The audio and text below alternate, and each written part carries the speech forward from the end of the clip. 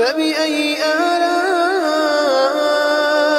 ربكما تكذبان تسألوني فلا أعطيكم وتستنصروني فلا أنصركم وقال النبي صلى الله عليه وسلم نعمتان مغبون فيهما كثير من الناس الصحة والفراغ وقال عليه الصلاة والسلام ألا فليبلغ الشاهد منكم الغائب أو كما قال النبي صلی اللہ علیہ وسلم۔ میرا محترم دوستوں، بزرگوں اور بھائیوں، اللہ جل شانہ کے نبی حضرت محمد صلی اللہ علیہ وسلم کی حدیث کا یہ مفہوم ہے کہ المعونۃ بقدر المؤونہ، اللہ کی مدد، اللہ کی طرف سے اعزاز اور عزت یہ ذمہ داری کی بقدر ہے۔ تو اس کائنات میں اللہ نے ہمیں انسان ہونے کا شرف بخشا، اللہ نے ہمیں انسان بنایا، بغیر مانگے ہمیں یہ دولت عطا کی۔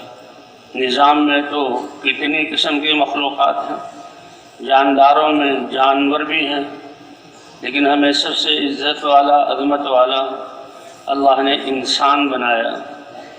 تو یہ شرافت کسی ذمہ داری کے لیے اللہ نے دی، اور پھر انسانوں میں اللہ نے ایمان جیسی دولت عطا فرمائی۔ حدیث میں آتا ہے کہ جو ایمان کا ذرہ بھی لے جائے اس دنیا سے، ذرہ کیا ہوتا ہے کہ ابھی ذرات ہیں فضا میں ہمیں نظر نہیں آ رہے، جب سورج کی شعاعیں کھڑکیوں سے اندر آئیں گی تو اس وقت کچھ ذرات نظر آتے ہیں، اب اس کی کیا حیثیت ہے۔ اور بعض روایتوں میں آتا ہے کہ ایمان کا وہ حصہ فرشتے بھی نہیں دیکھ سکیں گے، اللہ اپنی نظر خاص سے دیکھ کر جن کے دل میں ایمان کا کچھ ذرہ ہوگا تو جہنم سے نکال کر اللہ تعالیٰ دنیا سے 10 گنا بڑی جنت عطا فرمائیں گے۔ تو ایمان جیسی دولت اللہ نے عطا فرمائی۔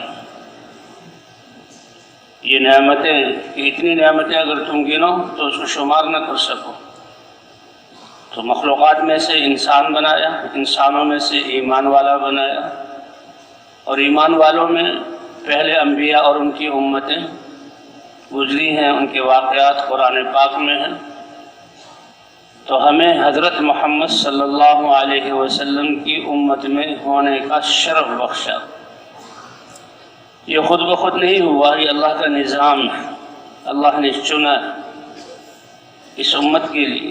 حضرت موسیٰ علیہ السلام اب اپنی امت کے لیے احکام لینے کے لیے گئے، تورات کتاب ملی جو موسیٰ علیہ السلام کو دی گئی، ان کی قوم کے لیے اس میں رہبری، لیکن اللہ سے بات، کلیم اللہ ہیں، براہ راست اللہ سے بات ہوتی تھی۔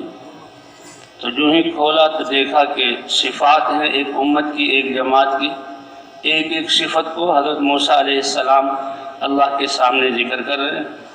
اے اللہ، ایسی امت جن کی کتاب جو ان کی رہبری کے لیے اتاری جائے گی، اس کتاب میں سے احکام دیکھنے کے لیے یہ نہیں کہ وہ کتاب الماری میں رکھی ہوگی اور وہاں جا کر کھولنا پڑے گا اور نبی پڑھ کر بتائے گا۔ اے اللہ، وہ ایسی پیاری امت ہوگی کہ آپ اس کتاب کو، پوری کی پوری کتاب کو ان کے سینوں میں محفوظ کر لیں گے، سینوں میں محفوظ ہوگی۔ تو یہ کتنی بڑی بات ہے، اللہ کی کتاب، جبکہ پہلے انبیاء کو جو کتاب دی جاتی تھی وہ نبی کے پاس ہوتی، امت نبی کے پاس آتے اور پھر پوچھتے، اللہ کے نبیوں کو وہ کتاب یاد ہوتی تو اللہ کے نبی کتاب میں سے بتاتے۔ اور یہاں ایک 7 سال کا بچہ، اس سے پوچھو کہ بھی یہ آیت وہ بتائے گا، یہ فلاں پارے میں ہے، فلاں صورت میں ہے، آیت کا نمبر یہ ہے، اس سے پہلے یہ آیت ہے اور اس کے بعد والی یہ آیت۔ اب پاکستانی بچہ 6 سال کا، 7 سال کا حافظ قرآن ہے، اس سے کہو عربی آتی ہے کہ نہیں، کچھ بول سکتے ہو کہ نہیں، اور یہ اللہ کی کتاب فصیح عربی میں کہ جس کا چیلنج کہ کوئی اس جیسی ایک صورت تو کیا ساری کائنات مل کر ایک آیت بھی نہیں لا سکتی، اور یہ کتاب اللہ نے اس کے سینے میں محفوظ کر دی ہے۔ وَلَقَدْ يَسَّرْنَا الْقُرْآنَ لِلذِّكْرِ فَهَلْ مِن مُدَّكِرٍ، ہم نے قرآن کو نصیحت کے لیے آسان کیا، ہے کوئی یاد کرنے والا؟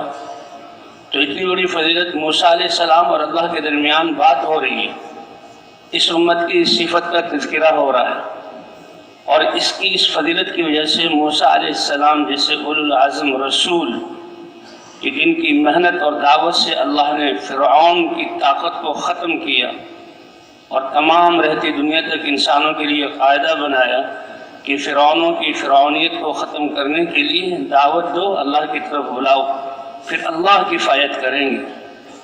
جی ہاں، نمرود کو ابراہیم علیہ السلام نے جنگ کر کے ختم نہیں کیا، بلکہ ابراہیم علیہ السلام نے اللہ کا فریضہ دعوت والا کام کیا، اللہ نے اپنی قدرت سے نمرود کو ذلت کے ساتھ ختم کیا۔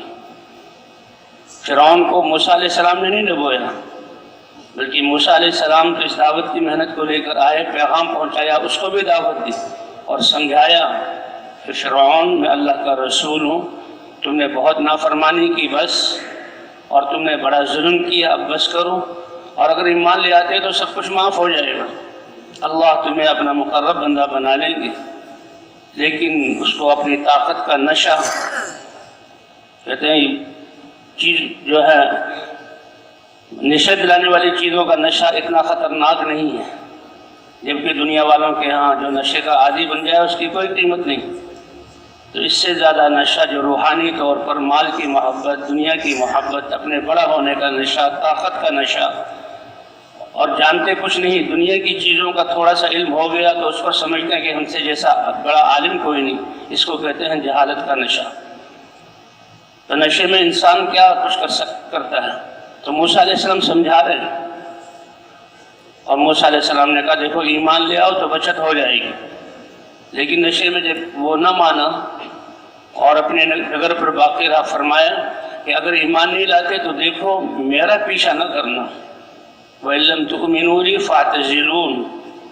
نبی دعوت لے کر آیا، ساری انسانیت کے لیے خیرخواہ بن کر آیا، اپنا سب کچھ لگانے کے لیے آئے، اور حقیقتاً لگا دیا، اور جو کچھ دنیا والوں کے پاس ہے اس کی طرف دل کی جھانک اور نظر بھی نہیں گئی۔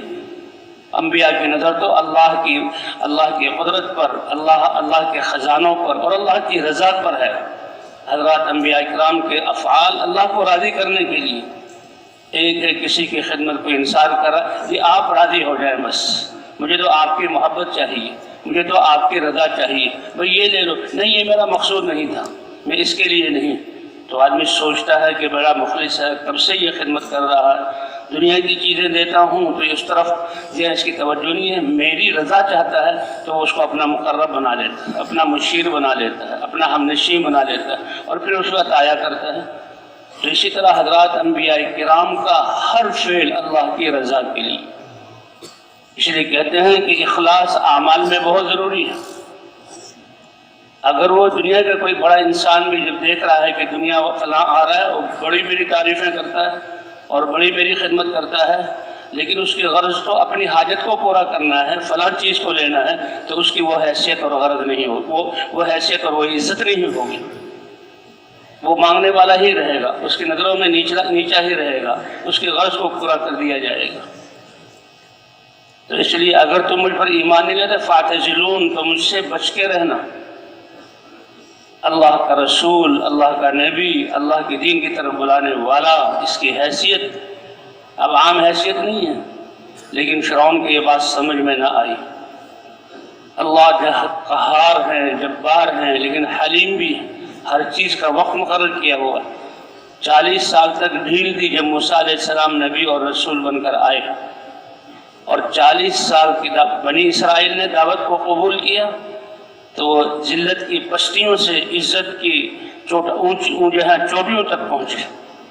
اللہ کا وعدہ تھا وَنُرِيدُ أَن نَّمُنَّ عَلَى الَّذِينَ اسْتُضْعِفُوا فِي الْأَرْضِ وَنَجْعَلَهُمْ أَئِمَّةً وَنَجْعَلَهُمُ الْوَارِثِينَ وَنُمَكِّنُ لَهُمْ فِي الْأَرْضِ وَنُرِيَ فِرْعَوْنَ وَهَامَانَ وَجُنُودَهُمَا مِنْهُمْ مَا كَانُوا يَحْذَرُونَ، کہ پستی والی قوموں کو نیچے سے اٹھا کر اوپر لانے کا قاعدہ یہ اللہ کے احسان سے ہوتا ہے، ووٹوں سے، فوجوں سے، طاقت سے، ہتھیاروں سے، اسباب سے، مادی شکلوں سے یہ ہو نہیں سکتا۔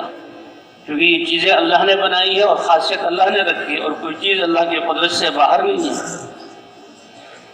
یہ اللہ کے وَنُرِيدُ أَن نَّمُنَّ، اللہ نے فرمایا ہم نے ارادہ کر لیا کہ ہم ایک کمزور اور پست قوم پر احسان کریں، کہ ایسی پست قوم کے جو نبیوں کی اولاد تھی، اللہ نے دنیا کی نعمتیں بادشاہت مصر جیسا ملک دیا اور شریعت دی نبیوں والی، نبیوں کے یہ ہے نبی کے پوتے اور نبی کی اولاد اور نبی کی نسل، لیکن جب اللہ سے اعراض کیا، اللہ کا کسی سے رشتہ نہیں ہے، ساری نعمتیں چھن گئی، ساری عزتیں چلی گئیں، اور ایسا فرعون جیسا ظالم، دنیا کا ظالم ترین انسان وہ مسلط کیا گیا، اور ایسا مسلط کیا گیا یذبح ابناءہم ویستحیی نساءہم، جو ماں کی گودوں سے پیدا ہونے والے بچے کو لے کر چھری پھروا کر گردن الگ کرا دیتا تھا، اور لڑکی پیدا کہ ہاں اس کو باقی رکھو، اس نے تو ہمارے گھروں میں کام کرنا ہے، یہ ہماری بانی بن کر رہے گی، اور یہ عرصے تک ہوا۔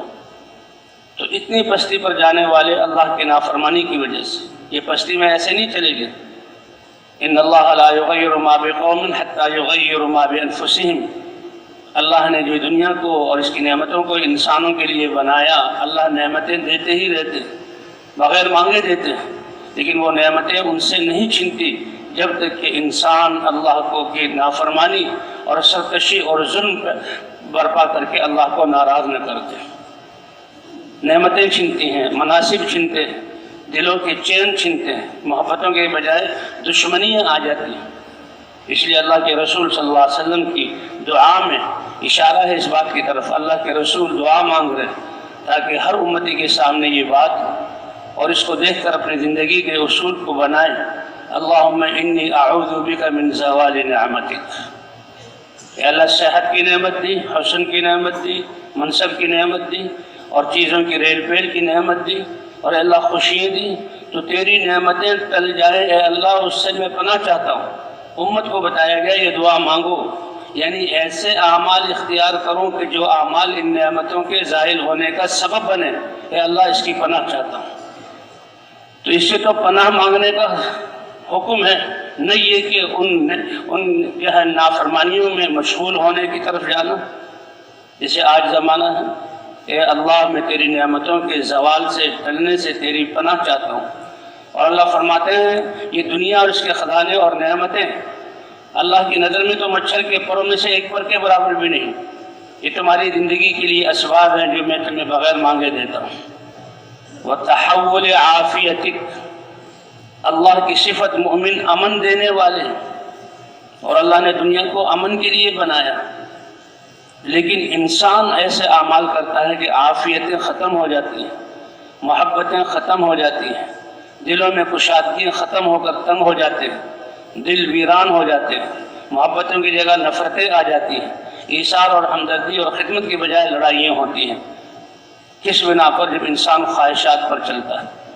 اے اللہ عافیت چھن جائے اور انسانیت پریشان ہو جائے، اس سے تیری پناہ مانگتا ہوں۔ وَفُجْأَةِ نِقْمَتِكَ، اللہ رب ہیں، ڈھیل دیتے ہیں، نعمتیں چھینی شاید جھٹکا لگے اور پھر اللہ کی طرف لوٹ آئے، عافیتیں ختم ہوئی، زندگی ویران ہو گئی، اور ذہنی پریشانی دن رات کی شاید اللہ کی طرف رجوع کرے۔ اے اللہ اچانک تیری پکڑ آ جائے اور سنبھلنے کا موقع نہ ملے، اے اللہ اس کی میں تجھ سے پناہ چاہتا ہوں۔ ظہر الفساد فی البر والبحر بما کسبت ایدی الناس، یہ سب کچھ جو دنیا میں ہو رہا ہے، پریشانیاں ہیں، یہ انسانوں کی لائی ہوئی نہیں ہے، یہ انسانوں کے اعمال کی سزا ہے، یہ انسانوں کے کرتوتوں اور کارناموں کا نتیجہ ہے کہ جو اوپر سے چھلانگ لگا کر زمین کی طرف آئے گا تو زمین پہ ٹکرا کر ریزہ ریزہ ہو کر اپنی موت کو اس نے خود دعوت دی۔ تو اللہ کی نافرمانی یہ زمین کو ویران کرنا ہے۔ تو بنی اسرائیل نے اس دعوت کو قبول کیا، اللہ نے پستی سے نکالا کہ ہم نے ارادہ کیا ہم احسان کریں ان لوگوں پر جو روئے زمین کے کمزور لوگ تھے۔ جی ہاں، وَنَجَعَلَهُمْ أَئِمَّةً، غلامی اور پستی اور ذلت سے نکال کر مقتدا اور امام بنانا کہ لوگ ان کی زندگی کو دیکھ کر ان کے پیچھے چلیں۔ حضرت محمد صلی اللہ علیہ وسلم اللہ کا پیغام لے کر، سید الرسل بن کر، خاتم النبیین بن کر جب آئے تو اللہ نے روئے زمین پر سب سے زیادہ معاشی اور اقتصاد کے اعتبار سے کمزور علاقہ اور معاشرت کے اعتبار سے سب سے زیادہ بگڑے ہوئے لوگوں کی طرف بھیجا، حتیٰ کہ وہ اپنی بیٹیوں کو دفن کرنا وہ تو جاہلیت والی غیرت کی وجہ سے تھا کہ بیٹی یہ بڑی ہوگی کسی سے نکاح کروں گا وہ اپنے گھر لے جائے گا، یہ میری بیٹی، یہ جہالت والی غیرت۔ ایک صحابی جو ایمان لائے حضور کی مجلس میں بیٹھتے تھے، آپ صلی اللہ علیہ وسلم دیکھتے وہ روتے رہتے ہیں اور غمگین ہیں، حضور نے بلایا، کیا بات ہے؟ اے اللہ کے رسول، جاہلیت میں بڑی زیادتیاں ہوئی اور میں نے تو ایک واقعہ ایسا کیا کہ بھولتا نہیں، اسی کو دیکھ سامنے رکھ کر روتا ہوں کہ کیا ہوا؟ کہ ہم جاہلیت والے بیٹیوں کو نحوست اور اپنے لیے غیرت کے خلاف سمجھتے تھے۔ تو میری بیوی کو حمل تھا، میں سفر پہ گیا، واپس آیا تو اس کی گود میں بچی تھی، اور وہ جانتی تھی کہ مردوں کا مرد کتنے خونخوار اور وحشی بن چکے ہیں کہ اپنی سگی اولاد اپنے خون پر بھی ان کے دل میں رحم نہیں ہے۔ جب انسان ظالم بنتا ہے تو ایسا بنتا ہے۔ تو اس عورت نے کہا تم اس بچی سے پریشان نہ ہونا، یہ تمہاری نہیں ہے، یہ میرے پیٹ سے اور کوکھ سے نہیں نکلی، یہ تو میں پڑوس کی لے۔ ہاں اچھا پڑوس کی ہے تو ٹھیک ہے، کوئی کام ہی آئے گی ہمیں۔ جب کہ میں خاموش ہو گیا، میرا ذہن اب اس طرف گیا ہی نہیں۔ بچی بڑی اداؤں والی، بڑی خوبصورت تھی، جو جو بڑی ہوتی گئی مجھے بابا کہہ کے بلاتی رہی، میری خدمت میں لگی رہی، اور ایسا کہ اصل میں تو اسی خون میرا ہی خون تھا، لیکن اس کی اداؤں نے ایسا دل میں گھر کیا کہ میرے دل میں اس کی محبت آ گئی اور میں اس کو اپنی سگی بچیوں کی طرح چاہنے لگا، لیکن دل میں یہ تھا میری نہیں ہے۔ اب اس سے عورت کو، میری بیوی کو دھوکہ لگا کہ اب تو اس بچی نے اپنی اداؤں اور خدمت سے اپنے باپ کے دل میں گھر کر لیا، اس کی محبت نے، اب یہ کہاں اس کو تکلیف پہنچائے گا۔ تو خوشی کا موقع تھا، آپس میں بیٹھے ہوئے تھے، بیوی سے غلطی ہوئی کہ او فلانے یہ بچی پتہ کون ہے جس کو میں نے کہا تھا پڑوسن کی، کہ فلاں پڑوسن نہیں، یہ تمہاری بچی ہے، میرے پیٹ سے پیدا ہوئے۔ اے اللہ کے رسول، یہ بات سننی تھی کہ دل سے ساری محبت ختم ہو کر ایک وحشت اور درندگی مجھ میں آ گئی۔ ایسے انسان، ان کے لیے اللہ نے اپنے نبی حضرت محمد صلی اللہ علیہ وسلم کو بھیجا، ان کو بھیجا۔ کہتے میرے دل میں وحشت، اب میں پلان بنانے لگا کہ اس بچی سے جو ہے، کیونکہ بڑی ہو چکی تھی، سمجھدار ہو چکی تھی، لیکن وہی درندگی کہ اس کو مارنا ہے۔ بس میں نے جو ہے اسکیم بنا لی، بیوی سے کہا میری بچی کو تیار کرو اور میں اس کی پھوپھیوں سے یا رشتہ داروں سے فلاں قبیلے میں ملانے جا رہا ہوں۔ تو عرب لوگ، ان کی جہاں عربیت میں فصاحت تھی، ایک ان کی سمجھداری کہ آواز کے لہجے سے وہ پہچان لیا کرتے تھے کہ اس آواز میں کیا ہے، کہ میں بیوی کو احساس ہو گیا کہ میری آواز میں خون کی آمیزش ہے، خون ٹپک رہا ہے، اور اس نے بچی کو میرے حکم پر تیار کر کے میرے حوالے کیا، اور یہ آخری الفاظ، دیکھو او فلانے، یہ بچی میری امانت ہے، اس کو ضائع نہ کرنا، اور امانت کا حکم کتنا اہم ہے، اس کو واپس کرنا۔ اللہ کے رسول سن رہے ہیں، کہتے ہیں اللہ کے رسول، میں اس کو عام رستے پر لے کر چلا، آگے دو راہ آیا، میں نے عام رستہ چھوڑا اور ایک ویران رستے پر میں ہو گیا۔ بچی کو بھی احساس ہوا کہ بات خطرے کی ہے، خطرے کی گھنٹی بج رہی ہے، وہ بھی سہمی، لیکن کیا کرتی، عورت ذات تھی اور چھوٹی بچی تھی۔ کہا وہ راستہ جاتا تھا ایک اندھے کنویں میں، اور عرب کے علاقوں میں، پہاڑوں میں تو پانی اتنا نیچے ہوتا ہے کئی سو فٹ کہ آدمی دیکھے تو بعد دفعہ چکرا کر وہیں گر جائے، اور وہ اندھا کنواں تھا۔ کہتا میں بچی کو لے کے جب وہاں آیا تو بچی کو اب یقین ہو گیا۔ کہا میرے دل میں جنگ ہو رہی تھی، کبھی اس کی محبت غالب آتی چھوڑ دوں، اور کبھی شیطنت اور درندگی غالب آتی کہ نہیں میری غیرت۔ کہا شیطانیت غالب آ گئی اور میں نے اس کو پکڑا اور کنویں میں ڈالا، اور بچی کنویں میں گرتے ہوئے بھی ابا ابا کر رہی ہے اور کہہ رہی ہے تم نے میری ماں کی امانت کو ضائع کیا۔ اور اللہ کے رسول جب تک وہ سانس اور آواز بند نہ ہوئی میں ہٹا نہیں۔ اللہ کے رسول صلی اللہ علیہ وسلم بھی رو رہے تھے اور کہہ رہے تھے کہ اگر اللہ مجھے اختیار دیتا دنیا میں کسی کو عذاب اور سزا دینے کا تو تمہیں اس جرم کی سزا ضرور دیتا۔ یہ عورتوں پر ظلم صرف اس وجہ سے کہ اللہ نے ہمیں طاقت دی ہوئی، اس میں قیامت میں پوچھا جائے گا. تو اپنی بچیوں کو تو اس وجہ سے. اور ایسے لوگ وَيَقْتُلُونَ أَوْلَادَهُمْ خَشْيَةَ إِمْلَاقٍ، نرینہ اولاد جس کا انتظار ہوتا ہے. اور عربوں میں تو اولاد کی یہ کیونکہ زندگی قبائلی تھی، جنگوں میں زندگی گزرتی تھی، لڑتے مرتے زندگی گزرتی تھی، زندگی ویران تھی، تو نرینہ اولاد کے تو وہ محتاج ہوتے تھے. اور فخر ہوتا تھا ایک جو ہے کافر وہ اسی لیے کہ میں بہت زیادہ اولاد والا ہوں. لیکن بعض لوگ فقر کے ڈر سے یا تو یہ کہ ابھی جو کھانا ہے یہ میری بیوی کو جو موجود بچہ ہے اسی کے لیے کافی ہے، ایک اور فرد بڑھ گیا تو پھر ہم بھی بھوکے ہوں گے، وہ بھی بھوکا رہیں گا، ہوتے ہوئے بھی اس کو مار دیتے تھے. یا یہ کہ ہم خود بھوکے ہیں، ہمیں کھانا نہیں مل رہا اور یہ بھی بھوکا زندگی گزارے گا، مار دیتے. حالانکہ ایمان یہ بتاتا ہے رزق دینے والی ذات کون سی ہے؟ اللہ کی ہے.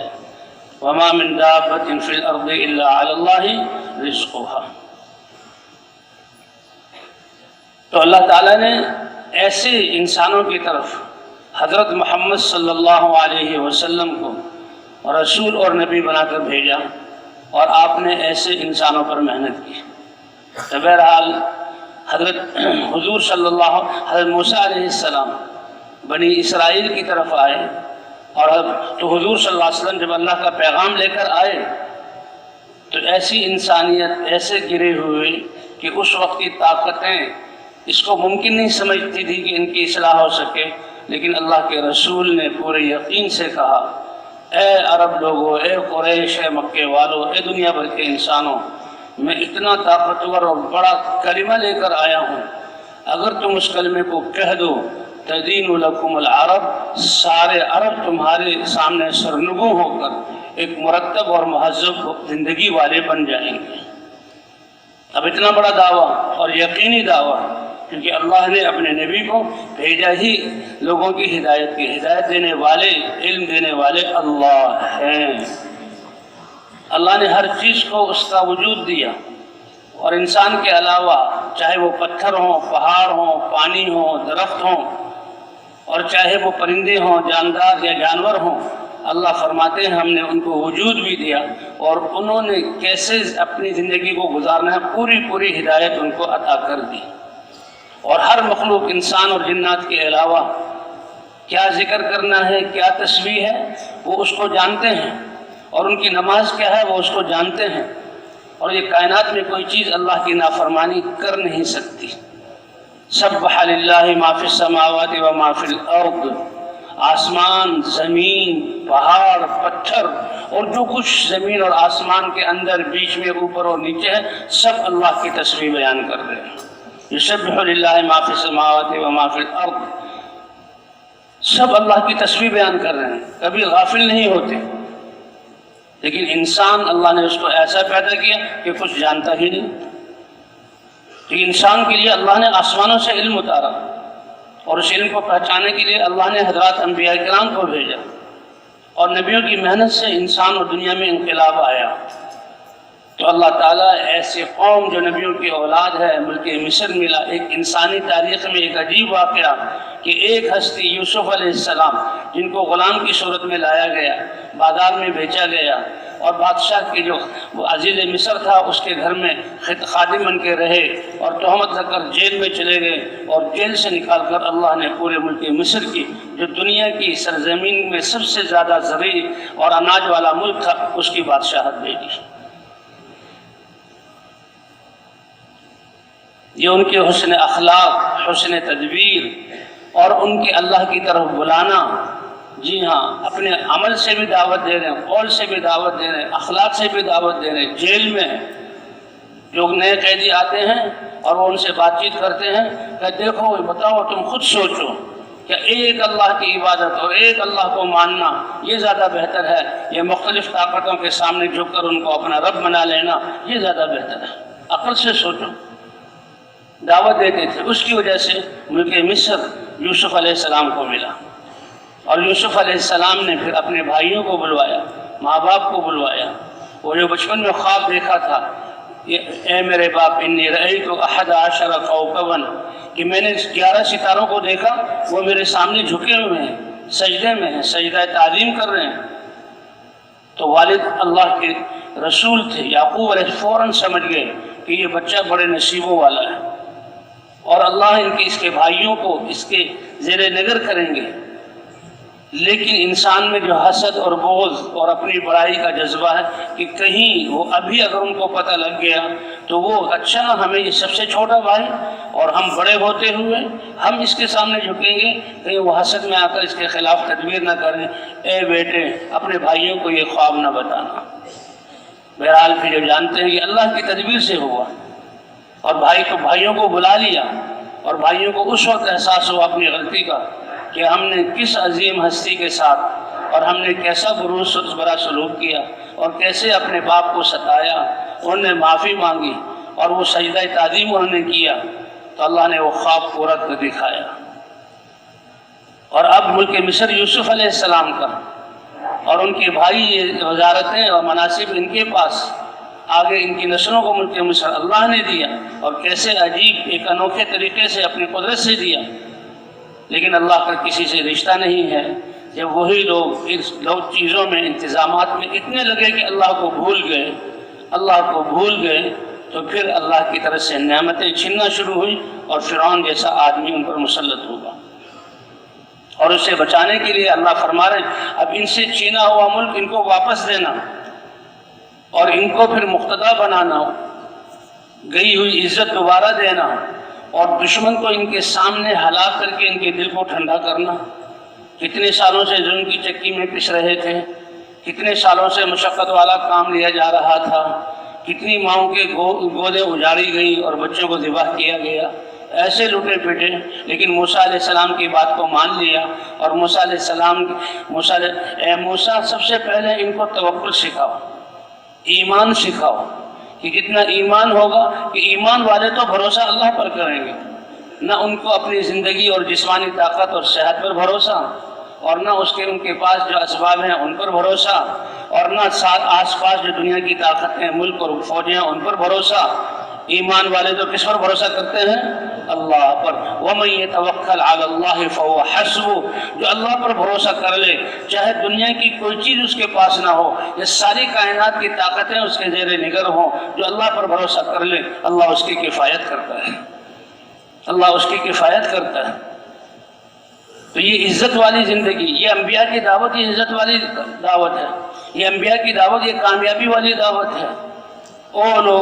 لوگوں نے اپنی طاقت اور فوج اور ہتھیاروں سے اور فوج کے دھوکے میں آ کر نمرود اور فرعون کی طرح تمہیں اپنا تابع بنایا، اپنے ہتھیاروں سے ڈراتے ہیں۔ ٹھیک ہے ایک نظام ہے، اس کو ٹھیک چلانا ہے، لیکن ڈر ہو تو اللہ کا، امید ہو تو اللہ سے، یہ ہر انسان کا حق ہے۔ یہ کلمہ لا الہ الا اللہ کلمہ خوف اور کلمہ رجا ہے۔ لا الہ الا اللہ، سب کی نفی اور نفی کر کر پھر اللہ کا اثبات۔ پیدا کرنے والے، چیزوں میں تصرف کرنے والے، نفع نقصان کے مالک، کامیابی دینے والے اور نافرمانوں کو ذلیل کرنے والے، یہ صرف کون ہیں؟ اللہ ہے۔ حضرت عبداللہ بن عمر رضی اللہ تعالی عنہ سفر سے واپسی پر ایک بستی سے گزرے، ایک چوراہا پر آ کر دیکھا تو بھیڑ لگی ہوئی ہے اور لوگوں میں دھکم پیل ہو رہی ہے۔ کیا بات ہے، راستہ کیوں بند کیا؟ کہ جناب جنگل سے شیر آ کر بیچ میں چوک میں بیٹھا ہوا۔ تو یہ تو صحابی تھے، حضور صلی اللہ علیہ وسلم کی تربیت یافتہ حضرت عمر کے بیٹے تھے، ان کی بہن حضور صلی اللہ علیہ وسلم کے نکاح میں تھے، حفصہ، ایمان والے تھے۔ یہ اترے اور شیر کی طرف سواری سے اتر کر شیر کی طرف گئے اور اس کے منہ کے سامنے کھڑے ہو کر اس کے کان کو اینٹھا اور ایک چپت اس کے منہ پر لگائی کہ کیوں لوگوں کو ڈرا رہے ہو؟ اگر اللہ کی طرف سے حکم ہے کہ کسی کو چیر پھاڑ لو تو کام کرو اپنا اور واپس جاؤ، اور اگر حکم نہیں ہے تنگ نہ کرو۔ بس شیر نے دم دبائی اور بھاگا وہاں سے اور راستہ صاف ہو گیا اور پھر پوری انسانیت کو پیغام دیا، سن لو اے انسانوں، انما سلط علی ابن آدم ما خافہ ابن آدم، جن جن چیزوں سے ڈرے گا یہ انسان ابن آدم، اللہ ان چیزوں کو مسلط کر دیں گے۔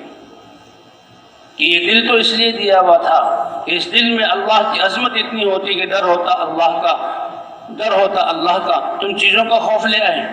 اس لیے ہماری یہ دعوت کامیابی والی، عزت والی، حقیقت والی دعوت ہے، سارے انسانوں کو دعوت ہے۔ کیونکہ انسانیت یہ بہت بڑا مرتبہ ہے. جی ہاں، کَإِنَّمَا سُلِّطَ عَلَى ابْنِ آدَمَ مَا خَافَهُ ابن آدم.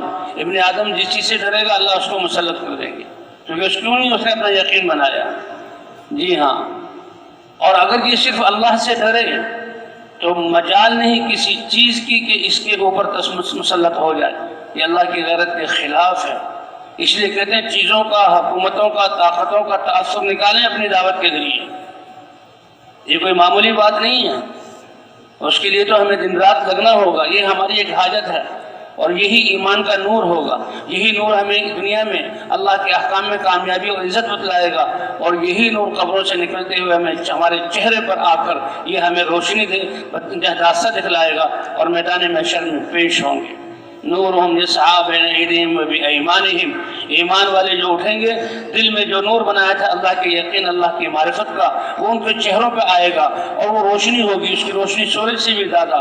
اور منافقین اور تردد اور شک میں رہنے والے پتہ نہیں ہوگا یا نہیں ہوگا، وہ اندھیرے میں ہوں گے، اندھے اٹھیں گے. روشنی کا احساس وہ ایمان والوں کو کہیں گے انظرونا، ہم پر رحم کرو، دنیا میں ہمارے ساتھ رہتے تھے، تھوڑا سا تمہاری روشنی سے ہمیں بھی احساس ہو جائے. وہ کہیں گے بے وقوفو، یہ نور یہ یہاں سے نہیں ملتا، یہ تو پیچھے سے ملتا ہے. اور مراد ہوگی کہ دنیا سے لے کر آنا تھا، تم جب لے کر نہیں آئے، بے سرمایہ آئے ہو تو ناکامی تمہارا مقدر ہے.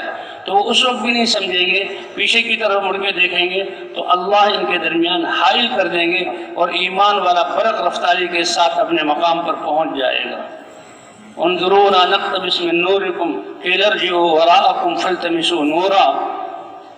تو ایمان دنیا میں بنانا ہے، ایمان دنیا میں بنانا ہے اللہ کی معرفت کا نور، ہدایت کا نور، اور وہ لا الہ الا اللہ کی دعوت سے اور طاعت والی زندگی سے. جی ہاں، اس نور سے پتہ لگتا ہے کہ اعمال سے کامیابی.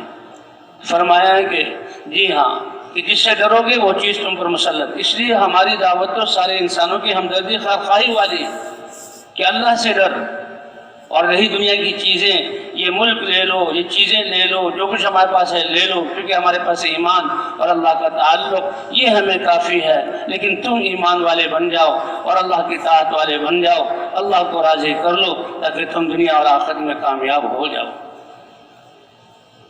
اور پھر آگے فرمایا انما وکل ابن آدم لمن رجاہ ابن آدم. اور امید بنتی ہے طاقت والوں سے اور اسباب والوں سے. تو انسان کو اللہ نے اتنی عزت دی کہ اگر اس کی امید بنے تو صرف اللہ سے، کہ جس کے خزانوں میں کوئی کمی نہیں ہے.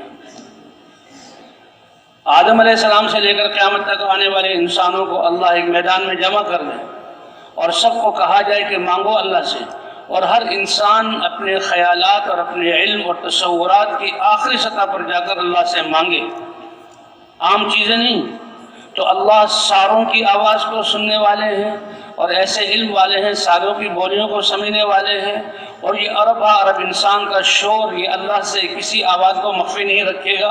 اور اللہ جو مانگا اللہ جان رہے ہیں، اور فرماتے ہیں حدیث قدسی میں کہ جس نے جو مانگا وہ سارا میں عطا کر دوں، تب بھی میرے خزانے میں ایسی کمی نہیں آئے گی جیسے تم سمندر کی کنارے پر، کوئی بالٹی نہیں، کوئی تالاب نہیں، کوئی نہر نہیں، ہاں بلکہ کوئی دریا نہیں، سمندر کے کنارے بیٹھ کر سوئی کے ناکے کو ڈبو کر سوئی کو نکال لو، ایک قطرہ جو اس میں آ گیا تو سمندر میں کیا کمی آئی، نکل گیا کچھ، لیکن اللہ کے خزانوں میں کوئی کمی نہیں آئے گی.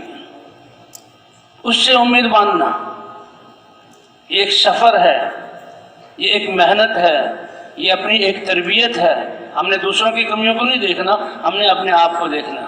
اسی لیے ہمارے ہاں خدمت ہے، اور اسی ہاں اکرام مسلم ہے.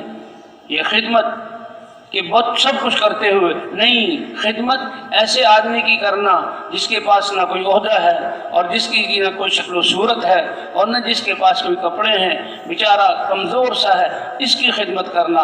تاکہ یہ اور اس کو اپنے سے بہتر سمجھنا کہ جب مسلمان آپس میں ایک دوسرے کے سامنے، مسلمانوں کے سامنے اپنے کندھوں کو جھکا دیں گے اور تواضع کرنے والے بنیں گے تو اللہ ان کے دشمنوں پر ان کو عزت عطا فرمائے گا. اور جب مسلمان تم کون ہو، مجھے جانتے نہیں ہو، اور آستینیں چڑھی ہوئی، لڑائی ہو رہی ہے، تو اللہ کافروں کو، نافرمانوں کو ان پر مسلط کر دے گا. ایمان والوں کی صفت کیا ہے؟ اذلۃ علی المؤمنین اعزۃ علی الکافرین، آپس میں ایک دوسرے مسلمان کے سامنے بادشاہ ہوتے ہوئے بھی بھئی میں کچھ نہیں، میں تمہارا خادم ہوں۔ حضرت عمر رضی اللہ تعالی عنہ امیر المؤمنین، اور ان کے لشکروں سے میدان فتح ہو رہے ہیں، اور حضور صلی اللہ علیہ وسلم نے خوشخبریاں دی تھی کہ عجم تمہاری نظروں کو دیکھ کر چلیں گے اور اپنی تہذیبوں کو بھول کر تمہاری تہذیب اختیار کریں گے۔ اور خندق کے موقع پر حضور نے فرمایا آج مجھے یہاں فارس کے شہر دکھا دیے گئے، اور آج مجھے یہ روم کے یہاں محلات دکھا دیے گئے، اور صنعاء یمن کے محلات کہ اللہ نے مسلمانوں کے قدموں میں ڈال دیے۔ جیسے پہلی دفعہ جو کلمہ حضور نے فرمایا کہ دنیا آخرت کی خیروں والا کلمہ، سارے عرب سرنگوں ہو جائیں گے، روم اور فارس تمہاری نظر کو دیکھ کر چلیں گے، اس وقت تصور بھی نہیں ہو سکتا تھا، لیکن ایمان والوں نے کہا اللہ کے رسول نے سچ کہا، اور کافروں نے کہا جب کہا کہ وہ کلمہ لا الہ الا اللہ ہے، کہ نہیں یہ تو ہو ہی نہیں سکتا۔ ابو جہل نے کہا 10 کلمے دے دو تو ہم کرنے کے لیے تیار ہیں۔ وہ کیوں کہا تھا؟ وہ سمجھا یہ جادو ہے ان کے پاس، وہ سمجھا یہ منتر ہے، اور جادو سے تو بہت کچھ ہوتا ہے۔ کہا 10 منتر دے دو ہم کہنے۔ حضور نے فرمایا منتر کوئی نہیں ہے، وہ حقیقت کا کلمہ لا الہ الا اللہ ہے، کیونکہ پھر یہ کلمہ ہم نہیں کہہ سکتے۔ لیکن ایمان والوں نے تصدیق کی، ادب وہ کرنے کا اللہ کے رسول سچ کہہ رہے ہیں۔ اور غزوہ خندق کے موقع پر صحابہ کرام فرماتے ہیں کہ ہم اللہ کے امر کو دیکھنا، حال کو نہیں دیکھنا۔ ان الذین قالوا ربنا اللہ ثم استقاموا، جن لوگوں نے کہا ہمارا رب اللہ ہے پھر جمے رہے، اللہ امتحان لیتے ہیں۔ پہلی سے دوسری میں آنے کے لیے بچوں سے 3 امتحان لیے جاتے ہیں۔ ابھی 3 مہینے پڑھا ہے، اب شور مچا ہوا ہے، ابھی اسکول میں جانا شروع ہوا، ابھی مدرسے میں جانا شروع ہوا، ابھی وہ اپنی شلوار و قمیض کو سنبھالنے والا بنا ہے، اور ابھی الف با پڑھا، امتحان بھی۔ ابھی کیا امتحان ہے؟ بڑا آدمی یہ کیا امتحان ہے بھئی؟ یہ کیا ہے؟ یہ الف ہے، یہ کیا ہے؟ یہ بے ہے، یہ کیا ہے؟ یہ بکری ہے، یہ کیا ہے؟ یہ درخت ہے۔ یہ اس وقت 3 دفعہ امتحان، تو پہلی سے دوسری میں آ گیا کتنی بڑی ڈگری مل گئی، دوسری سے تیسری میں چلا گیا کتنی بڑی ڈگری مل گئی۔ تو امتحان اور شور مچا ہوا ہے۔ یہ پرائمری پاس کر لی، مڈل پاس کر لی، میٹرک ہو گیا، انٹرس نہیں کیا ہوا، اور کتنے انقلاب آ رہے ہیں۔ تو اللہ تعالیٰ بھی امتحان لیتے ہیں۔ جی ہاں، ان الذین قالوا، یہ کہا ربنا اللہ، اتنی بڑی حقیقت لوگ بتلا رہے ہیں، تم یہاں ہواؤں کو مسخر کر لو گے، تم زمین کو مسخر کر لو گے، سورج کی روشنی سے فائدہ اٹھاؤ گے، اور 20 سال تک امتحانوں کی لائن سے گزر رہا ہے، اور سب سے بڑی حقیقت رب اللہ ہے، کامیابی اس کے دین میں ہے، اللہ نے اپنا قرب دینا ہے، اور ان دعوت والوں کو ہدایت کا ذریعہ بنانا ہے۔ اللہ فرماتے کیا ہم تمہیں آزمائیں گے نہیں؟ ام حسبتم ان تدخلوا الجنة ولما يأتكم مثل الذين خلوا من قبلكم مستهم البأساء والضراء وزلزلوا حتى يقول الرسول والذين معه متى نصر اللہ۔ ایسی آزمائشیں کہ انبیاء تک کہہ اٹھیں کہ کب ہے اللہ کی مدد، یقین ہے ہوگی، لیکن کب ہوگی؟ تو بچوں کو تو امتحان کے لیے تیار کرتے ہیں، اور جب ہم ہم پر امتحان آتا ہے، جوان ہیں، تجربہ کار ہیں، بڑی عمروں والے ہیں، تو گھبرا جاتے ہیں۔ اللہ فرماتے نہیں، ان الذین قالوا ربنا اللہ ثم استقاموا، اے اللہ جب ہم نے اقرار کر لیا کامیابی تیرے امر کے ماننے میں ہے، چاہے ساری دنیا جائے یا ساری دنیا کی بادشاہت ملے، ہماری ڈیوٹی کی نوک پر ہے، ہم تو تیرے حکم کو دیکھیں گے اور تیرے نبی کے طریقے کو دیکھیں گے۔ ان پر اللہ پھر فرشتوں کو اتارتے ہیں۔ ان الذین قالوا ربنا اللہ ثم استقاموا، یہ صرف چلے میں دعوت دینے کی بات نہیں ہے، ہاں یہ جو ہے 3 دن میں نکل کر نیکیوں پر آنے کی بات نہیں ہے، یہ 2.5 گھنٹے میں اللہ رسول کی بات نہیں ہے، وہ تو ہم اتنے دور جا چکے تھے، اس سے انس پیدا کرنے کے لیے اوقات ہیں، ورنہ ہماری زندگی کا ایک ایک سانس دنیا والوں کے سامنے آئے، ہم اللہ کے بندے ہیں، ہم ایمان والے ہیں، ہم رسول صلی اللہ علیہ وسلم کی امت میں ہیں، ہم ساری انسانیت کے لیے خیرخواہ بن کر آئے ہیں، ہم داعی بن کر آئے ہیں، ہمارا اعتماد تو اللہ پر ہے۔ ان کے لیے فرشتے اترتے ہیں، اللہ تخافوا، دیکھو کسی موقع پر ڈرنا نہیں، دنیا تمہارے سامنے اپنے ہتھیاروں کو لے کر آ جائے، خوف مت کرنا، ولا تحزنوا، دنیا کی کوئی چیز چلی جائے غم مت کرنا۔ تو جب اللہ کی طاقت تمہارے ساتھ ہے، قوت تمہارے ساتھ ہے، تمہارا خوف کس بات کا؟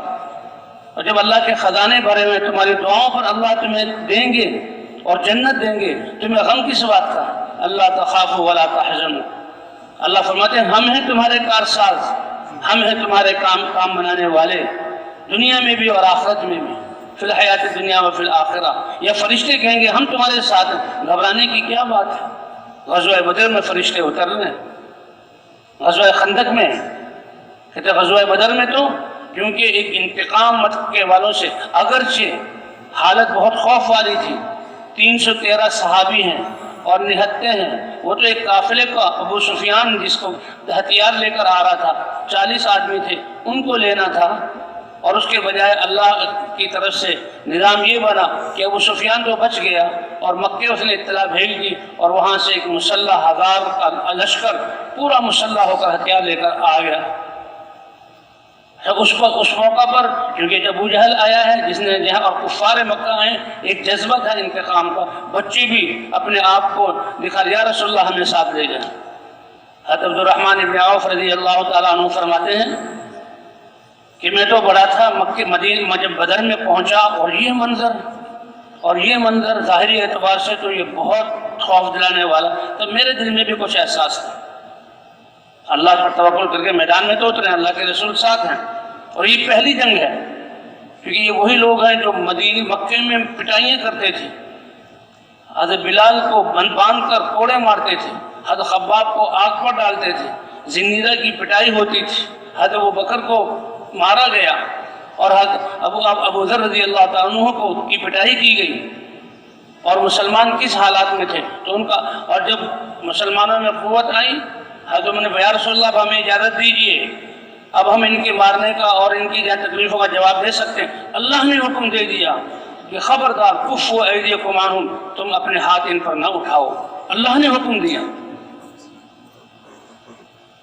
اللہ نے حکم دیا، اللہ کا رسول ہے، سید المرسلین ہے، داعی ہیں، دعوت اللہ کے ہاں منظور، اور صحابہ آ کر کہتے یا رسول اللہ ہمیں ان تکلیفوں پر کوئی شک و شبہ نہیں ہے، لیکن اتنی زیادہ تکلیفیں انسان ہیں، اے اللہ کے رسول ہمارے لیے دعا تو کر دیجئے ہمیں تکلیف نہ پہنچے، اور ہمارے دشمن کے خلاف اللہ مدد فرمائے، ہمارے لیے مدد تو طلب کیجئے۔ اللہ نے ہاتھ اٹھا کر دعا کرنے کے بجائے اللہ کے رسول نے ان سے پہلے ایمان والے لوگوں کے قصے سنائے کہ ایمان کتنی بڑی دولت ہے کہ ان کی جانوں تک گئی۔ ایک آدمی کو گڑھا کھود کر آدھا اس میں دبا دیا جاتا ہے تاکہ ہل ہی نہ سکے، اور آرا لا کر سر پر رکھ کر بولو کلمہ چھوڑتے ہو یا نہیں چھوڑتے؟ اگر کلمہ چھوڑتے ہو تو وہی عزت اور وہی تمہارے لیے آرام، اور تمہیں مرتبے دنیا کے، اور تمہیں راحت اور آرام، اور اگر نہیں چھوڑتے یہ آرا تمہارے سر پر چلا کر تمہارے جسم کے 2 ٹکڑے کیے جائیں گے۔ ایمان والا کیا کہتا ہے؟ آرا چلا کر جسم کے 2 ٹکڑے کر دو، اس کو میں برداشت کر سکتا ہوں، لیکن لا الہ الا اللہ کے ایمان اور یقین کو چھوڑ دوں یہ برداشت نہیں۔ اور کافی کر کے دکھایا، آرا لایا گیا، مانگ کے بیچ میں آرا چلا، بال کٹے، سر کی کھال کٹی، اور سب سے مضبوط ہڈی جس میں اللہ نے مغز کو محفوظ کیا وہ چری، اور دماغ کے 2 حصے ہوئے، چہرہ 2 حصے ہوا، سینے کے 2 حصے ہوئے، اور جب ٹانگوں سے پہنچے تو ایک دھڑ ادھر گر گیا، ایک دھڑ ادھر گر گیا۔ اللہ کے رسول فرما رہے ہیں یہ ہے ایمان، کہ ایمان میں ذرہ برابر ان کے تزلزل نہیں آیا۔ تم اتنی جلدی گھبرا گئے، یہ امتحان ہے، اور زمین پر باندھ کر ڈال کر لوہے کی شکنجے اور نوک والے ان کنگھیاں ان کے جسم میں ڈالی گئی۔ ہاں بھائی، کھال سے پار ہوا، پٹھوں سے پار ہوا، گوشت سے پار ہوا، ہڈی تک پہنچ گیا، ہڈی میں نہیں جا سکتا، اب یہ کھال کو اور گوشت کو کھینچ لو، یا ایمان چھوڑو یا یہ کھینچ کا ایمان نہیں چھوڑ سکتا۔ تو یہ حضور صلی اللہ علیہ وسلم وَلَكِنَّكُمْ تَسْتَعْجِلُونَ، یہ یقین رکھو اللہ کی مدد ساتھ ہے، اب بھی اللہ کی مدد ہے، ان حال میں بھی اللہ کی مدد ہے۔ اللہ کی مدد یہ نہیں کہ میری نفس کی خواہشات پوری ہونے لگے، میری چاہتیں پوری ہونے لگیں، لذتیں دنیا میں، اللہ نے لذتوں اور آرام کی جگہ آخرت بنائی ہے، انجام کار اللہ ان کو عزت دیں گے اور ان کا کلمہ چلے گا۔ ایک زندگی ہے، ایک محنت ہے، ایک مقصد ہے جو اللہ نے حضور صلی اللہ علیہ وسلم کے ذریعے اس امت کو عطا کیا۔ حضرت عبداللہ بن عمر فرمایا، جی ہاں، کہ انسان اگر مخلوق سے امید باندھتا ہے تو اللہ کی غیرت کہ اسی کے حوالے کر دے، جاؤ پھرو ان عہدے والوں کے پیچھے، پھرو ان طاقت والوں کے پیچھے، پھرو ان ہتھیارے والوں کے پیچھے اور ڈرو ان سے۔ لیکن جو لا الہ الا اللہ کی محنت کر کے تمام چیزوں سے امیدیں ختم کر کے اللہ سے امید باندھ لے گا، اللہ فرمانے میں کسی ایک کے حوالے نہیں کروں گا، اپنی قدرت سے ان کے کام بناؤں گا، اپنی قدرت سے ان کے کام بناؤں گا۔ تو غزوہ بدر میں جو نکلے، اب ایسا منظر، لیکن ایک جذبہ تھا۔ حضرت الرحمن ابن عوف جو لشکر میں تھے، سامنے کفار کے لشکر کو دیکھ رہے ہیں، کہنے لگے میرے دائیں بائیں کوئی ایسا ہے جو کڑیل جوان ہو اور مل کر ہم کفار کا مقابلہ کر سکیں۔ دائیں طرف دیکھا چھوٹا بچہ، مدینے کے بچوں میں سے چھوٹا بچہ، بائیں طرف دیکھا وہ بھی چھوٹا بچہ، معاذ اور معوذ یا کوئی اور۔ حضرت عفرہ ایک صحابی ہیں، ان کے کتنے بچے شہید ہوئے جنگوں میں۔ تو بہرحال کہتے میں بچوں کے بارے میں سوچ ہی رہا تھا کہ یہ میری کیا مدد کریں گے، ان کی حفاظت، جب یہ جنگ میں آ چکے ہیں، اللہ کے رسول نے اجازت دی ہے تو ان کی میں مدد کروں، تو یہ تو معاملہ الٹا ہو گیا۔ ابھی یہ سوچ ہی رہا تھا کہ دائیں طرف والے بچے نے بھی، پھر بائیں طرف والے بچے نے بھی ایک کے بعد دیگر، چچا جان اللہ کے راستے میں میدان میں جنگ کے لیے آئے ہیں، تو آپ ابو جہل کو جانتے ہیں؟ ارے یہ بچہ کس کے بارے میں پوچھ رہا ہے؟ ابو جہل تو اس لشکر کو لے کر آیا ہے اور وہ تو مسلمانوں کے خلاف دانت پیس رہا ہے، آج مدینے کی اینٹ سے اینٹ بجانے کے لیے آیا ہے اور اسلام کو صفحہ ہستی سے مٹانے کے لیے۔ یہ کسی عام آدمی کا نہیں پوچھے، بیٹا ابو جہل سے تمہیں کیا کام ہے؟ کہا میری ماں نے، میں نے گھر میں ماں سے سنا ہے کہ وہ اللہ اور اللہ کے رسول کا دشمن ہے، میں اپنی ننھی سی جان لے کر آیا ہوں، یا آج اس کا کام پورا ہو جائے گا یا ہم شہادت کا پیالہ نوش کر لیں گے۔ مسلمان تو یہ ہیں کہ اللہ کے راستے میں نہ چھینک آئے، نہ زکام ہو، نہ سر میں درد ہو، نہ بخار ہو، نہ کوئی ہمیں کہ اگر کہا تو ہم تو چلے۔ کبھی دکان کو یہ کہا ہے، کبھی اپنے عہدے کو یہ کہا ہے، کبھی اپنی ذمہ داری کو یہ کہا ہے، کبھی اپنے خاندان کو یہ کہا ہے، لیکن اللہ کے دین کو کہتے ہیں۔ یہ اللہ کا دین ہے، یہ امتحان ہے، یہ اللہ آزما رہے ہیں، اللہ کا امتحان۔ ام حسبتم ان تدخلوا الجنة ولما يأتكم مثل الذين خلوا من قبلكم مستهم البأساء والضراء، بیماری آئی، جسم میں کمزوری آئی، خوف کے مناظر بنے، لشکر ان پہ چڑھے اور جھنجھوڑا گیا، اور ایسا جھنجھوڑا گیا کہ کب ہوگی اللہ کے من میں یقین تو ہے، لیکن ظہور کب ہوگا؟ اللہ نے فرمایا اطمینان رکھو میری مدد تمہارے ساتھ ہے۔ تو اس اطمینان نے ان کو آگے چلایا، اور حضور صلی اللہ علیہ وسلم نماز پڑھ رہے ہیں۔ یقین کے بعد سب سے بڑا عمل نماز، کہ نماز کو اللہ والے یقین کے ساتھ پڑھنا، نماز کو دعا کی کہ ہمارے کام بنے گے اس یقین کے ساتھ پڑھنا، اور نماز کو حضور صلی اللہ علیہ وسلم کے طریقے پر، اور نماز اخلاص کے ساتھ، اللہ کی عظمت کے استحضار کے ساتھ، اللہ کے وعدوں کے شوق کے ساتھ۔ جب نماز بنے گی سارے اعمال بنیں گے۔ یہ 6 صفات کی جن کے لیے ہم نکلے ہیں، یہ بنیادیں ہیں، اور یہ ہر عمل میں ضروری ہے۔ بتاؤ ایمان کے بغیر کوئی عمل قبول ہے؟ بغیر یقین کے کوئی عمل قبول ہے؟ حضور صلی اللہ علیہ وسلم کی سنت کا ٹھپا نہ ہو کوئی عمل قبول ہے؟ اللہ کی اخلاص اور رضا کی نیت کے علاوہ کوئی عمل قبول ہے؟ اللہ کا عظمت، یہ ہماری تربیت کے لیے اپنی نمازوں کو بنانا۔ اللہ کے رسول نماز میں کھڑے ہوئے، اب وہ دونوں بچے جب دونوں دائیں نے پوچھا بائیں نے پوچھا بھائی کیا کرو گے؟ کہ آج یا ان کا کام بنے گا، اس کا کام تمام کریں گے، یا ہماری جانیں اللہ کے راستے میں جائیں گی۔ اتنے میں دیکھا کہ ابو جہل وہ بڑے جو ہے گھوڑے پر اور بڑی شان و شوکت کے ساتھ صفیں سیدھی کر رہا ہے۔ تو اب وہ ہے تمہارا مطلوب۔ تو یہ بچے اس حال میں ایسے اڑے جیسے شکار جو شکرا اور باز اپنے شکار پر جھپڑتا، دونوں اس کے پاس پہنچ گئے، اور دونوں کے پاس لکڑی ہوگی یا کچھ اور چیز ہوگی، اس کو ایسا مارا، گھوڑے سے گرا دیا۔ ایک آگے روایت میں اور قصہ آتا ہے، اکرمہ جو ابو جہل کے بیٹے تھے، بعد میں تو صحابی بنے، لیکن اس میں جنگ میں تو اسلام کے خلاف باپ کے ساتھ تھے۔ انہوں نے کہا 2 ننھے بچے میرے باپ کا یہ معاملہ کر رہے ہیں، ایک کے یہاں تلوار ماری اور وہ ہاتھ جہاں لٹک گیا۔ اب وہ بچہ جنگ میں ہے، ہاتھ لٹکا ہوا ہے، رونا پیٹنا نہیں، واپس آنا نہیں، حضور کو بتانا نہیں کہ بس میرا کام تمام ہو گیا۔ وہ آگے پیچھے پھر رہے ہیں، مار رہے ہیں لکڑی سے، ہاتھوں سے کچھ کر رہے ہیں، لیکن ہاتھ بار بار ان کے سامنے آ جاتا ہے، لٹکتا ہے۔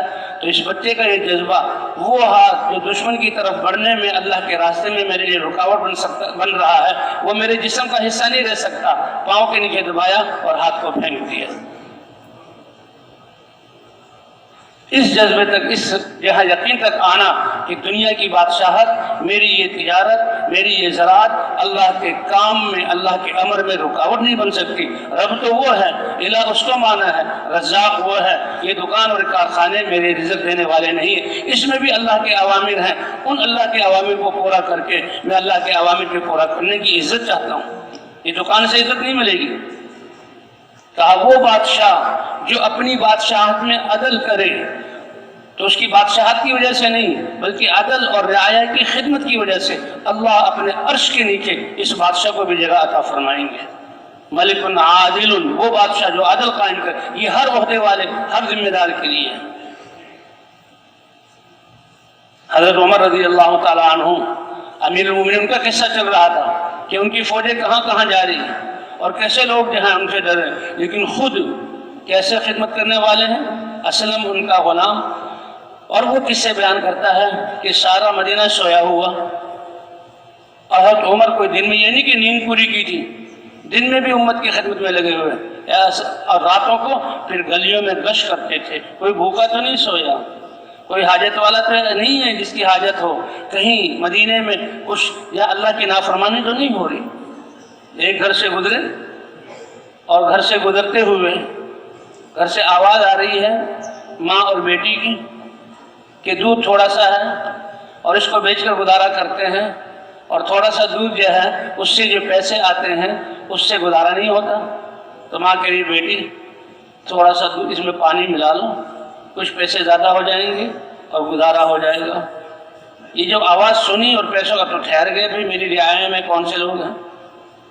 بیٹی کہتی ہے اماں یہ اللہ کا امر ہے اور امیر المومنین کا حکم ہے، امیر المومنین کا حکم ہے کہ ملاوٹ نہ کرو، اور بنیاد حضور کا ارشاد ہے جو ہم سے دھوکہ کرے ہم میں سے نہیں ہے۔ کہا بیٹی کہاں امیر المومنین، اور کہاں یہ آواز ان تک پہنچے، کہاں وہ دیکھ رہے ہیں، کر لو کوئی نہیں ہوگا۔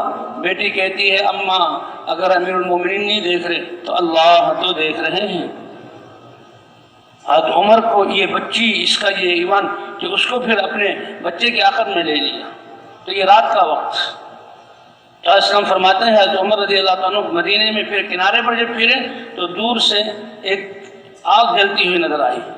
او اسلم، یہ کوئی قافلہ یا کوئی خاندان ہے، یہ مدینے میں آنے کے لیے آیا ہے، اب ان کو رات ہو گئی تو وہاں پڑاؤ ڈال کر آگ جلا رہے، چلو ان کا حال تو معلوم کریں کہ کیا ہوا ہے۔ اب رات گزر چکی، اندھیرا ہے، پتہ نہیں کون ہے، اب سو جائیں جا کر تھک کے، نہیں چلو اسلم۔ فرماتے ہیں گئے، اور جب وہاں پہنچے تو عجیب ہی منظر تھا کہ وہ تو ایک چھوٹا سا خاندان، ایک بوڑھے میاں، ایک ان کی بوڑھی بیوی اور چند بچے، اور عورت نے آگ جلائی ہوئی ہے، ہنڈیا رکھی ہوئی ہے۔ سلام ہوا، اب رات کے اندھیرے میں اب بتایا تو نہیں کہ میں امیر المومنین ہوں، بس گویا کہ خیر خواہ ہوں۔ پوچھا کہ آپ لوگ کون، کہ ہم فلاں پہ ملے گے۔ کیسے آئے؟ کہ ہم تو مدینے میں امیر المومنین سے جا کے ملنا ہے، بن گئے امیر اور ہمارا خیال بھی نہیں رکھتے۔ کیا ہوا؟ کہ بھوکے ہیں اور اسی کی شکایت کرنے آئے ہیں۔ تو یہ چولہے پہ کیا چڑھایا ہوا؟ کہا یہ تو پانی چڑھایا ہوا بچوں کو بہلانے کے لیے، یہ بھوکے ہیں، یہ بلبلا رہے ہیں، ان بلبلانے کی حالت میں یہ سو جائیں، رات گزر جائے، صبح کو جائیں گے۔ بس حضرت امیر المومنین کی آنکھوں میں آنسو آ گئے اور اسلم کو اشارہ کیا، اور رات کے اندھیروں میں اپنے گھر آ کر سب سوئے ہوئے خود بیت المال میں گئے، اور بوری میں جو ہے ستو ڈال رہے ہیں، کھجوریں ڈال رہے ہیں، اس زمانے میں جو کھانا بنانے کی چیزیں بھر دیا بوری کو، خود بھر رہے ہیں، اور غلام اپنا ذاتی پیسوں کا خریدا ہوا غلام۔ ہم تو کہتے ہیں جوتا بھی ہمیں ہمارا خادم پہنا ہے، اور یہ امیر المومنین ہے، یہ خود کام کر رہے ہیں۔ اور جب وہ کٹا اور بوری بھر گئی تو غلام نے کہا میں غلام ہوں، میں جو ہے اٹھاؤں گا۔ کہا نہیں، میرے کندھے پر رکھ دو، میرے عمر کے کندھے پر رکھو، قیامت میں مجھ سے پوچھا جائے گا یہ رعایا تمہاری تھی۔ یہ ہے تربیت، یہ ہے اللہ کا خوف، یہ ہے ایمان، یہ ہے اچھا معاشرہ۔ جب ایسا معاشرہ ہو تو لوگ کیوں نہیں کھینچ کھینچ کے چلیں گے؟ اللہ کی پناہ چیزوں میں ملاوٹ اور جناب 10 نمبری سودے کو 1 نمبر بنا کر دینا، یہ کہاں ہم چلے گئے؟ کہاں کیا ہمارے یقینوں کا ہوا؟ اب خود اٹھایا چلے اور وہاں جا کر اتارا، اور وہ آگ جو جل رہی تھی اور لکڑیاں جمع کی، وہ پانی جو ابل رہا تھا اس میں کوئی دلیا یا ستو ڈالا اور اس میں جو زیتون ڈالا، اور جو طریقہ تھا بڑا اچھا کھانا۔ حضرت عمر فرماتے تھے ان کا قول کہ لوگ ہمیں ایسے ہی سادہ سمجھتے ہیں، فرمایا اگر اچھے کھانے پر آئیں تو ایسے میں کھانے تیار کر سکتا ہوں، ایسی خوشبوئیں اور رنگ ڈال سکتا ہوں کہ لوگ انگلیاں چاٹتے رہ جائیں، لیکن سب کے معلوم ہونے کے باوجود ہم نے اللہ اور اللہ کے رسول اور دین کے لیے سادگی کو اختیار کیا ہوگا۔ یہ بات نہیں کہ جانتے نہیں ہیں، اللہ سے لینا ہے۔ تو پھر وہ حضرت عمر وہ اسلم فرماتے ہیں میں دیکھ رہا ہوں امیر المومنین زمین پر بیٹھے ہوئے اور چولہا زمین پر جب آگ بجھنے لگتی ہے تو چہرہ جھکا کر اس کو پھونک مارتے ہیں، اور اس کا دھواں ان کی داڑھی سے یوں گزر رہا ہے، یوں گزر رہا ہے۔ یہ امیر المومنین کا حال ہے۔ اور جب کھانا پک گیا تو دیا، اور دے کر اسلم نے کہا چلیں، کہ نہیں ابھی نہیں، بیٹھ جاؤ۔ کب بیٹھ گئے امیر المومنین؟ بھئی رات کا وقت ہے، گزر رہا، اس میں تو جلدی جتنا آرام کر سکے نہیں، بیٹھ جاؤ۔ اب بیٹھنے کا فائدہ کیا؟ کھانا دے دیا، کہا نہیں میرا دل مطمئن نہیں ہے جب تک ان بچوں کو میں ہنستے ہوئے اور کھیلتے ہوئے نہ دیکھ لوں، جیسے روتے ہوئے دیکھا ہے میں ان کو چھوڑ نہیں سکتا۔ عورت بڑی خوش ہوئی کہ یہ کون اللہ کا فرشتہ ہے، کس نے ہمارا کام کیا؟ کیا کہتی ہے؟ عمر کے بجائے تم تھے اس قابل کہ تمہیں امیر المومنین بنایا جاتا، تم تھے اس قابل کہ تمہیں بادشاہ۔ تو کوئی شیخی نہیں کی، کہا اماں جان جب آپ امیر کے دربار میں آئیں گی تو شاید مجھے بھی وہیں پائیں گی۔ تو بھئی یہ ہے خدمت۔ کتنے عظیم ہستی ہوتے ہوئے اپنے آپ کو اس کے اب خادم بھی ساتھ، حضرت ابوبکر صدیق رضی اللہ عنہ امیر المومنین بنے، چادریں لے کے بازار میں جا رہے ہیں۔ عمر نے کہا یہ کیا جا رہے ہو؟ کہ بچوں کے لیے کوئی روٹی کا انتظام بھی تو کرنا۔ کہا خبردار، آپ کو امت کی ذمہ داری ملی، آپ خلیفہ رسول اللہ ہیں، آپ کو فرصت کہاں؟ کہا پھر بیت المال سے آپ کے لیے وظیفہ مقرر کیا جائے گا، اور بیت المال سے اچھا یہ دیکھو میں، میری بیوی، میرے بچے اور بچیاں کتنی تعداد ہے، عام مسلمان گھرانہ جس کو وظیفے کی ضرورت ہو اس کو جو وظیفہ دیا جائے۔ تو امیر الخلیفہ رسول اللہ ابو بکر کو، جو دین کے اعتبار سے بھی نبیوں میں سب سے افضل اور دنیا کے اعتبار سے خلیفۃ رسول اللہ، خلیفۃ المسلمین کا وہی جہاں وظیفہ مجھے دیا جائے۔ اور امیر مومن بن گئے۔ شام کا وقت آیا تو بھولے نہیں تھے، ذہن میں تھا کہ میں تو عام حالت میں اب اتنے بڑے عظمت والے ہوتے ہوئے گھر چھانٹے ہوئے تھے یتیم بچیوں کے، اور گھر چھانٹے ہوئے تھے محتاج لوگوں کے جن کی خدمت یہ کیا کرتے تھے، یہ نہیں کہ بس یہاں مسند پر بیٹھ کر فیصلے ہی کیا کرتے تھے۔ شام کا وقت آیا تو فوراً یاد تھا کہ وہ یتیم بچیاں جن کے دودھ میں دہتا تھا یہاں امیر المومنین بننے سے پہلے، تو آج بھی تو وہ بچیاں انتظار کر رہی ہوں گی۔ تو کون سے سرخاب کے پر لگ گئے، چلے اور پہنچے، اور کیونکہ وہ وقت تھا جس میں آیا کرتے تھے تو بچیوں کو سنا، وہ کہنے لگے او ہو بہن آج ہمارا دودھ کون دوہے گا؟ کہا ابو بکر وہ کہاں، وہ تو خلیفۃ المسلمین بن گئے، ان کو تو اتنی بڑی ذمہ داری مل گئی، اب ان کو کہاں فرصت۔ بس یہ بات ہو رہی تھی، حضرت ابو بکر نے سنی، کہا میری بچی اور تمہاری بکریوں کا دودھ خلیفہ رسول اللہ ابو بکر ہی دوہے گا، اور آج تو تم سے پوچھ کر دوہے گا، مجھے جھاگ والا بھی دونا آتا ہے اور بغیر جھاگ کے بھی، جو تم پسند کرو، اب تو میں اور اپنے آپ کو پیش کر رہا ہوں۔ حضرت عمر رضی اللہ تعالی عنہ نے ایک فہرست دیکھی کہ کوئی لائق خدمت ہے، حضرت ابو بکر کے زمانے میں دیکھا جتنے بھی محتاج یتیم بیوائیں تھیں سب کی خدمتیں لوگوں کے ذمہ ہوئی ہیں۔ مسلم معاشرہ ہو اور مسلمان اس بستی میں رہنے والے ہوں، اور کوئی بیوہ اس کی آہ نکلے، کوئی یتیم بے سہارا ہو، کوئی محتاج جو ہے بغیر کھانے کے سو جائے، اللہ کے رسول نے ایسا معاشرہ قائم نہیں کیا تھا۔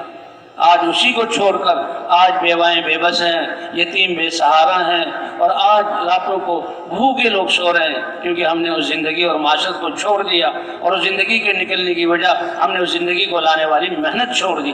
آج اللہ نے ہمیں محنت عطا فرمائی ہے، آج ہم اس محنت کو حضور کے طریقے پر کریں، آج بھی اس کے ثمرات اور نتائج وہی مرتب ہوں گے جو حضور کے زمانے میں مرتب ہوئے۔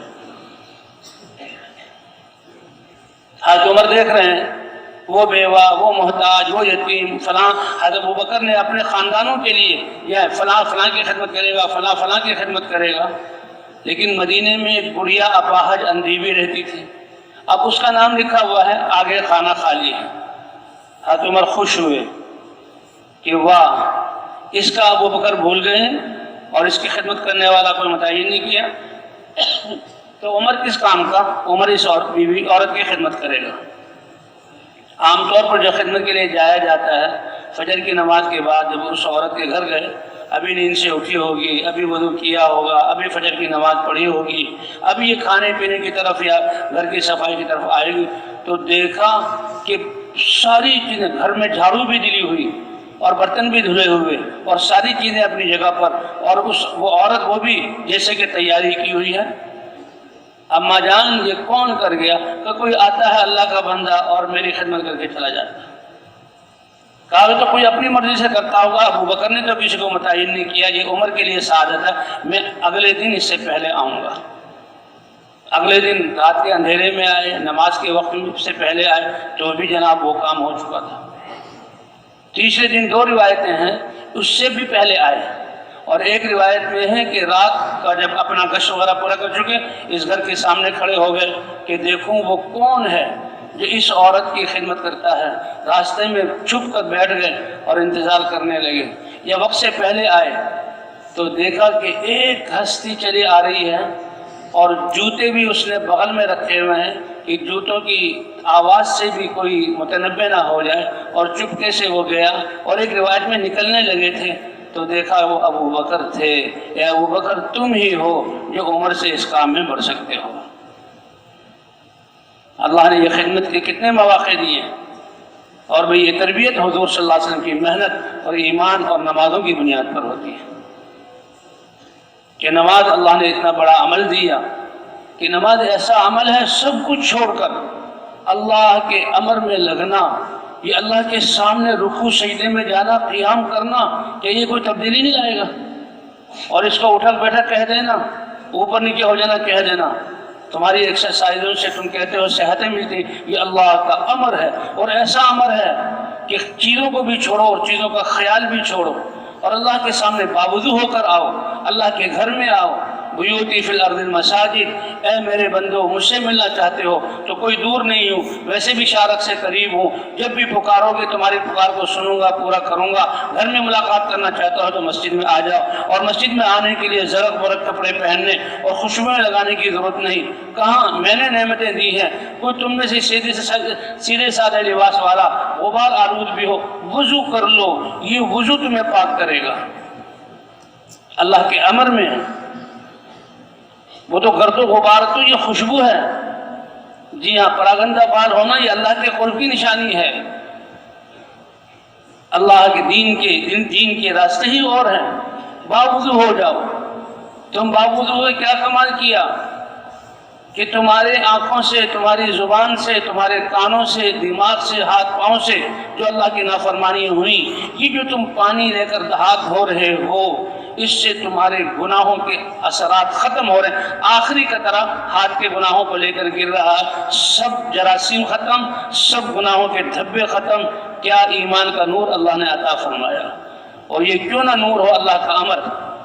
صحابہ کرام نے پوچھا یا رسول اللہ کے دربار میں حاضری قیامت کا دن، وہ تو سارے انسان پیش ہوں گے، کوئی بھاگ نہیں سکے گا، حضرات انبیاء کرام اپنی امتوں کے ساتھ ہوں گے، ایک سمندر ہوگا انسانوں کا اولین سے آخرین تک، انبیاء اللہ کے ساتھ عرش کے سامنے ممبروں پر بیٹھے ہوں گے، اپنی اپنی امتوں کو پہچانیں گے۔ آپ اپنی امت کو کیسے پہچانیں گے؟ انسانوں کی شکلیں ایک جیسی، رنگ ایک جیسا، کیسے پہچانیں گے؟ اللہ کے رسول صلی اللہ علیہ وسلم نے فرمایا، ایسی مثال دی جو ایک ادنا سے ادنا دیہاتی آدمی کو بھی سمجھ میں آ جائے کہ یہ بتاؤ ایک میدان مشکی اور کالے رنگ کے گھوڑوں سے بھرا ہوا ہو، اور اس میں چند گھوڑے ایسے ہوں جس کو پنکلیان اردو میں کہتے ہیں کہ ان کا پورا چہرہ سفید اور ان کے ہاتھ اور پاؤں سفید اور چمک رہے ہوں، تو کیا وہ اپنے ان چمکدار گھوڑوں کو نہیں پہن؟ یا رسول اللہ یہ نشانی اور ایسی علامت آپ نے بتائی، یہ تو دور سے پہچانے جائیں گے۔ فرمایا تم جو وضو کر کے نمازوں کو جاتے ہو، اللہ تمہارے اعضاء کو چمکائیں گے چاند کی طرح، اور اس سے میں پہچانوں گا۔ اللہ کے دربار میں آنے کے لیے خوشبوؤں کی اور زر برق کپڑوں کی اور میل کچیل کو دور کرنے کی ضرورت نہیں، پاک کی۔ اور پانی نہ ملے تو مٹیا تیمم کر لو، فتیمموا صعیدا طیبا، 2 دفعہ ہاتھ مارو، ایک منہ پر اور ایک پاک ہو گئے، اللہ نے پاک کر دیا، حتیٰ کہ جنابت والی جو ہے ناپاکی بھی چلی گئی۔ نماز پڑھو، قرآن پڑھو، جو کام کرو، پھر جب پانی ملے تو غسل کر لینا۔ اس زمین کا میری امت کے لیے زمین کو مسجد بھی بنایا گیا، اور میری امت کے لیے مٹی کو پاک کرنے والا بھی بنایا گیا، مٹی کو پاک کرنے والا بھی بنایا گیا۔ بیوتی فی الارض المساجد عمارها زوارها، میرے گھر ملاقات کرنا چاہتے ہو آ جاؤ، یہ مساجد میرا گھر ہے، اس میں آنے والے میرے مہمان ہیں اور میں ان کا میزبان ہوں، اور میرے سامنے پیش ہونے کے لیے جہاں حدث اصغر اور حدث اکبر بے وضو ہونے سے پاکی حاصل کر لو اور جنابت سے پاکی حاصل کر لو، کپڑے پاک ہونے چاہیے، جسم پاک ہونا چاہیے، آؤ ملاقات کرو مجھ سے۔ جب تک تم میرے گھر میں ہو میرے ہم نشین ہو، اور جب تک میرے گھر میں ہو میرے مہمان ہو اور میں تمہارا میزبان ہوں۔ یہ مساجد کے دروازے، یہ مسجدیں، مسجدوں کو جانا یہ کوئی معمولی بات ہے۔ بشر المشائین، کہ جو بکثرت رات کے اندھیروں میں مسجدوں میں جاتے ہیں، یہ دنیا کے اندھیرے جبکہ ستارے جگمگا رہے ہیں، چاند جہاں چمک رہا ہے، یہ ان اندھیروں سے ڈرتے ہیں۔ قبر جہاں کوئی روشنی نہیں، میدان محشر جہاں کوئی روشنی نہیں، فرمایا جو بکثرت مسجدوں کو جانے والے ہیں، نور تام کی خوشخبری اے نبی میرے بندوں کو سنا دو۔ تم جو میرے گھر آتے تھے، اس کے بدلے میں تمہارے دل میں ایک نور آتا تھا، اور قیامت میں وہ نور تمہارے چہروں پر ہوگا۔ محشر والے اشش کر اٹھیں گے، یہ کون سے سعادت مند لوگ ہیں جن کی اعضاء اتنے چمک رہے ہیں؟ یہ حضرت محمد صلی اللہ علیہ وسلم کی امت ہے، یہ مسجدوں میں جانے والے۔ اس بادشاہ کی بادشاہت یہ چمک اس کو دے گی۔ بادشاہوں کے تو ہاتھ اور ذمہ داروں کے تو ہاتھ پیچھے بنے ہوں گے، اور دعویٰ کرنے والے موجود ہوں گے، اور ایسے اللہ کی ہیبت اور جلال یہ بڑے بڑے کانپ رہے ہوں گے، تو ان گناہ گاروں کا اور یہ ظلم کرنے والے تو بھائی اس لیے کہا جو من غدا الی المسجد او راحا اعد اللہ له نزلا فی الجنۃ کلما غدا او راحا۔ یہ اللہ کے گھر کی طرف آنا، یہ اللہ کے گھر کی طرف آنا دنیا والوں کو بتانے کی کوئی ضرورت نہیں، یہ اللہ کہہ رہا ہے، اپنے نبی کے ذریعے کہلوا رہا ہے۔ پکی سچی بات ہے کہ جو صبح کو آتا ہے اللہ کے گھر میں، شام کو آتا ہے اللہ کے گھر میں، فرمایا ہر آنا میرے پاس لکھا ہوا ہے، اور ہر آنے پر اللہ میدان محشر میں اپنے شان کے مطابق دسترخوان لگا کر ان کی مہمان نوازی کریں گے۔ عبد اللہ له نزلا فی الجنۃ کلما غدا او راح۔ ہمارا کام تو مسجدوں سے جوڑنا ہے، مسجد ہے تربیت گاہ ہے، جی ہاں، دعوت دینا، دعوت باہر دینا، بلانا، ان کو بتلانا دین میں کامیابی ہے، اور مساجد کو آباد کرنا اعمال سے۔ تو بھئی اللہ نے جو حضور صلی اللہ علیہ وسلم کی امت میں پیدا کر کے یہ ذمہ داری دی ہے، انسان بنایا، ایمان دیا، حضور کی امت میں بنایا، یہ محنت دی، اور آج اس محنت سے اللہ نے ہمیں واسطہ عطا فرمایا۔ کتنے لوگ ہیں کہ جن کو اب تک پتہ نہیں بھئی یہ جماعتیں کیوں پھرتی ہیں، اور اللہ نے اتنا آگے بڑھا دیا کہ ہم اپنا وقت لے کر آ گئے، لیکن شیطان اور نفس کو نہیں چھوڑتا، تو بھئی اپنی حفاظت نہ کرنا، اور پھر شیطان اور نفس کے پیچھے چلتے رہنا، بازاروں میں پھرتے رہنا اور وقت ضائع کرنا، اور اللہ کے رستے میں نکل کر بھی پھر غفلت میں پڑنا، یہ کتنے بڑے نقصان کی بات ہے۔ شیطان اور نفس ساتھ ہے، اس کو ٹکٹ کی ضرورت نہیں، شیطان کو اس کو پاسپورٹ اور ویزے کی ضرورت نہیں، اس کو دروازوں سے اجازت لینے کی ضرورت نہیں، غفلت والے کے دل پر بیٹھتا ہے، اور جب غافل پاتا ہے تو دل میں وسوسے ڈالتا ہے۔ اللہ کا ذکر یہ قلعہ ہے اس سے حفاظت کا، اس لیے صبح شام کی دعائیں اور ہر وقت کا ذکر اللہ نے کیسا انتظام کیا۔ تو حضور صلی اللہ علیہ وسلم کی ختم نبوت کے صدقے سے اللہ نے اس امت کو اس دعوت والے اور انسانی رہبری کام کے لیے چنا ہے. اس لیے فرمایا تم بہترین امت ہو، اس لیے کہ تمہیں سارے انسانوں کی رہبری نفع رسانی کے لیے نکالا گیا ہے، اور وہ نفع رسانی کا راستہ بھی بتا دیا کہ نیکیوں کا حکم کرتے ہو اور برائیوں سے روکتے ہو اور اللہ پر ایمان اور اعتماد رکھتے ہو. تمہارے کام بنانے والا کون ہے؟ اللہ ہے. اسی لیے مسلمانوں کی دعوت ہمیں اللہ نے بھیجا ہے، اور جو کچھ تمہارے پاس ہے اس کی طرف ہمارے دل کی جھانک بھی نہیں، زبان پر تو آنا بڑی دور کی بات ہے. جو ہمارے پاس ہے یہ لے لو، لیکن ہم تمہیں انسانیت کے سامنے، مخلوق کے سامنے جھکنے اور اپنے آپ کو ذلیل کرنے سے نکال کر اللہ کے سامنے جھک کر اللہ کی قدرت سے فائدہ اٹھانے کا تاج تمہارے سروں پر رکھنے آئے ہیں. لنخرجکم من عبادت العباد الى عبادت رب العباد ومن ضيق الدنيا الى سعتها ومن جور الادیان الى عدل الاسلام. یہ جن کے کپڑے پورے نہیں پھٹے ہوئے ہیں، جن کے جسم راڑوں اور تکلوں کی طرح ہیں، جن کے گال پشکے ہوئے ہیں، جن کی سواریاں بڑی کمزور ہیں، جن کے ہتھیار ٹوٹے پھوٹے ہیں، اور یہ اتنی بڑی بڑی طاقتوں کے سامنے کیا لینے آئے؟ کوئی لینے نہیں آئے، تمہیں دینے کے لیے آئے ہیں. تم سے تمہاری تہذیب سیکھنے کے لیے نہیں ہے، تمہیں سکھانے کے لیے آئے ہیں. آج ہم ان سے سیکھ رہے ہیں، تمہیں سکھانے کے لیے. کیا سکھانے کے لیے؟ اللہ کا نظام، اللہ کا قرآن، اللہ کا دین، اللہ کا پیغام، اور بنیادی چیز لا الہ الا اللہ. انسانوں کے، مخلوقات کے سامنے جھکنے کی ذلت، اور تم اس کو فخر محسوس کر رہے ہو. میرے پاس حکومت کا فلاں بیج ہے، میں فلاں عہدے پر ہوں، میں فلاں عہدے پر ہوں، میرے پاس فلاں تخت ہے، میرے پاس فلاں ملک ہے. اس ملک کی حیثیت کیا ہے؟ اس ملک پر اعتماد کرنا یہی تمہاری کمزوری کو بتا رہا ہے. یہ سب اللہ کا ملک ہے. وَلِلَّهِ مَا فِي السَّمَاوَاتِ وَمَا فِي الْأَرْضِ. ہم سب اللہ کے ہیں، دینے والا اللہ ہے. اس دھوکے سے نکلیں. عائشہ فرمایا کرتے تھے کہ دکاندار، تاجر چاہے دنیا میں تجارت وہ نقصان میں جا رہا ہے، کارخانے والا اگر کارخانے پر اعتماد کر کے اسی کو سمجھ کے لگا ہوا ہے وہ نقصان میں جا رہا ہے. بادشاہ بادشاہت کر رہا ہے، صرف بادشاہت کو سامنے کر کے رکھے وہ نقصان میں جا رہا ہے. ہم پوری انسانیت کے ہمدرد ہیں. ہم اس دھوکے سے نکال کر اور اس نقصان سے نکال کر اللہ کے رسول والی فکر اور انسانیت والی ہمدردی اور اللہ کے دین کا پیغام، اس پر انسانیت کو کھڑا کرنے آئے ہیں. ہمارے دن رات، ہمارا ہر سانس، ہماری ہر فکر کا دھارا، ہماری صلاحیت کا ہر حصہ اللہ کی پہچان کروانے، اللہ کی طرف بلانے اور ساری انسانیت کو اللہ کے سامنے جھکانے. اس لیے صحابہ کہتے ہیں ہمیں اللہ نے بھیجا، ہم خود نہیں آئے. اور تم سے لینے نہیں آئے، تمہیں سکھانے اور تمہیں دینے کے لیے آئے، تمہیں عزت دینے کے لیے آئے. اب ظاہری طور پر دیکھو ان کے کیسے بڑے ریشمی خیمے اور کیسے قیمتی قالین اور گاؤ تکیے جو جس میں ہیرے اور جواہرات جڑے ہوئے، اور چاندی کا تخت اور سونے کی کرسی اور جہاں تاج ہے وہ اربوں جہاں روپے کا ہے وہ پہنے ہوئے، وہ سمجھ رہے ہم اس میں کامیاب ہیں. اور یہ صحابہ کپڑے بھی پھٹے پرانے اور ہتھیار بھی، تلوار ایسی کہ اس کا پڑتلا ٹوٹا ہوا، چیٹھوڑوں سے باندھ رہے ہیں. وہ کہتے ہیں ہم نے تم سے نہیں لینا.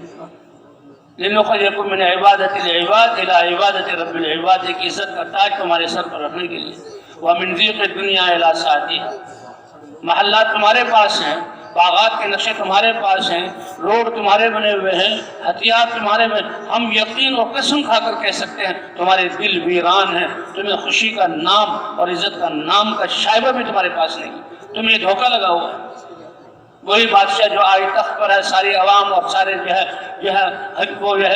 جو اداروں والے سے جھک رہے ہیں، اور وہی بادشاہ کل کو جیل میں ہوتا ہے. تو بھئی اللہ دکھا رہے ہیں کہ نہیں دکھا رہے ہیں؟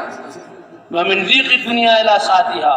یہ بتا دنیا کو سبق دے رہے ہیں کہ اتنے اونچی اونچی قلعوں کی دیواریں اور اتنے اونچے اونچے محل اور آرام کے اس میں نقشے اور ہیرے جواہرات کے ڈھیر، ہم تمہیں بتاتے ہیں تمہارے دن ویران ہیں اور اللہ نے دنیا کو تنگ کیا ہوا ہے.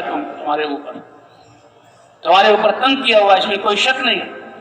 اور ہماری یہ جھوپڑیاں اور ہمارے یہ کچے گھر اور ہمارے بے سر و سامان، یہ جو ہے ہمارے حالات اور ہمارا یہ مدینہ، اور ہم تم کو بتاتے ہیں اللہ نے ہمارے دلوں کو وسعتیں دی ہیں اور دنیا کو ہمارے لیے وسیع کیا ہے.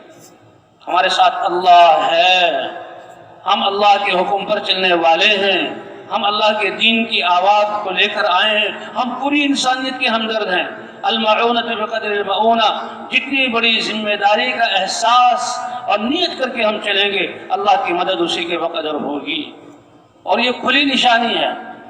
آج 1924-26 میں مولانا الیاس صاحب کی ایک کمزور سی آواز، اے دنیا بھر کے انسانوں، اللہ کامیابی اللہ کے حکم ماننے میں ہے، آ جاؤ اللہ کی ذات پر یقین کر لو، اللہ کے احکام کو مان لو، نبی کے طریقے پر چل لو. اس آواز کو لگاؤ. ابھی 100 سال پورے نہیں ہوئے، اللہ نے اس آواز کو پوری دنیا میں پہنچا دیا ہے.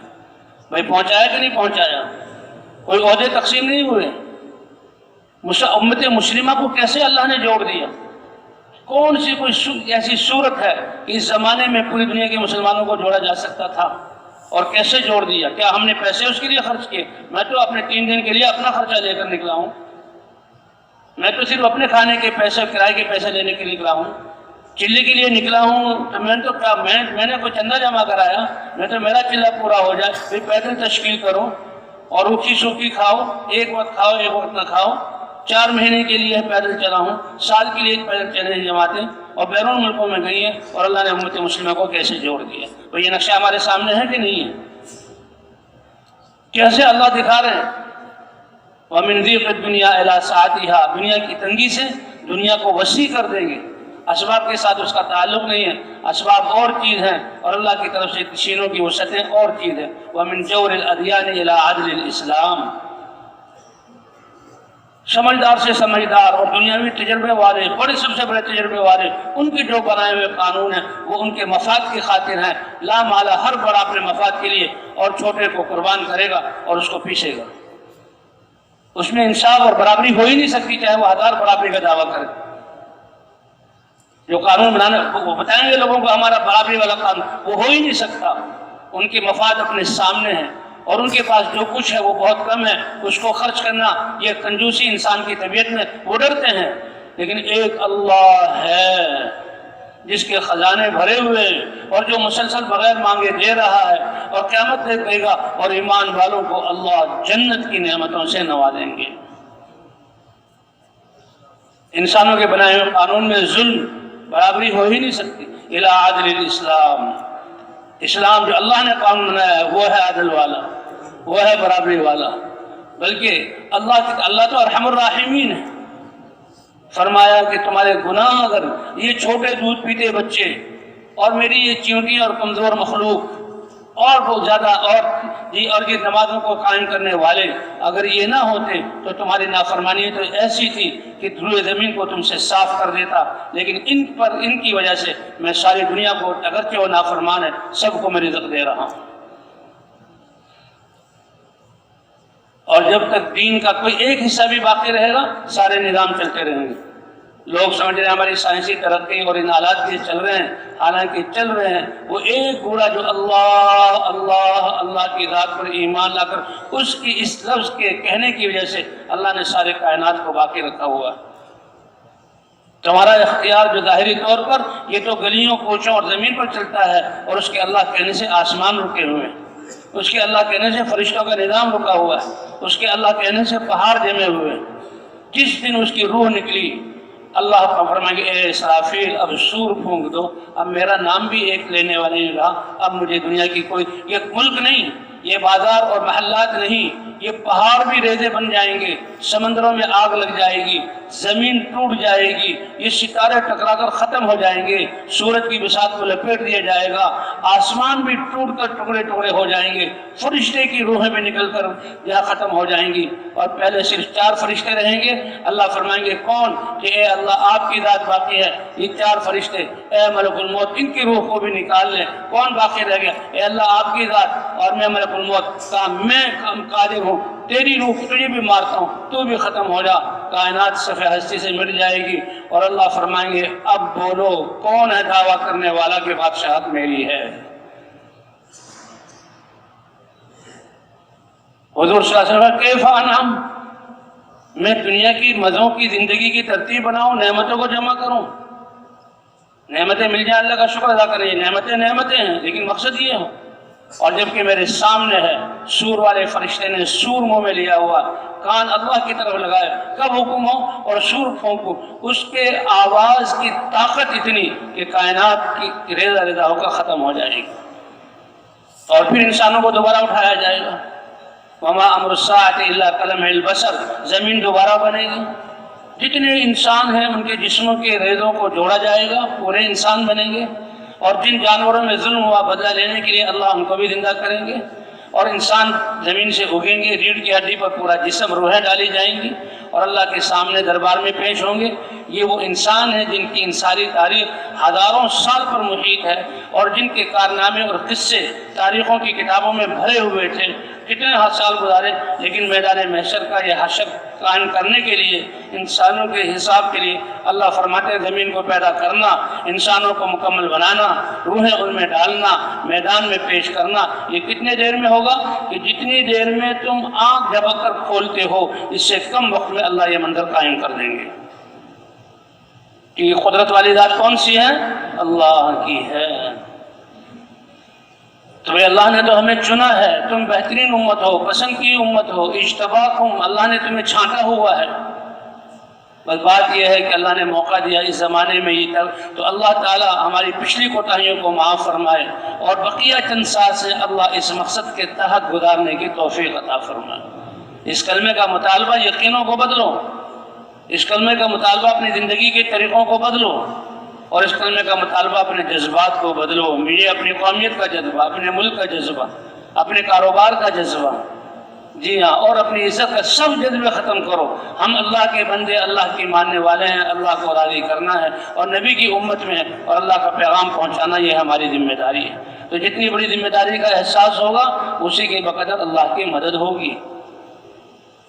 अल्लाह काम लेंगे, अल्लाह मैदान मुहैया करेंगे, अल्लाह सिफ़ात अता फरमाएंगे, अल्लाह ज़ुबानों को चालू फरमाएंगे। कितनी बड़ी जिम्मेदारी भी अल्लाह दे रहे हैं, बस हमें तो नियत और अज़म की ज़रूरत है। नियत और अज़म इंसान दिल से करता है, बाकी सारे काम अल्लाह बनाएंगे। तो क्या ख्याल है भाई, बकिया ज़िंदगी को इस मेहनत को मकसद बनाकर करना, इसकी ज़रूरत है कि नहीं है? तो कौन कौन तैयार है भाई, कौन कौन तैयार है? अब तो ज़िंदगी का हर कदम हर पल इसी मेहनत पे गुजरे।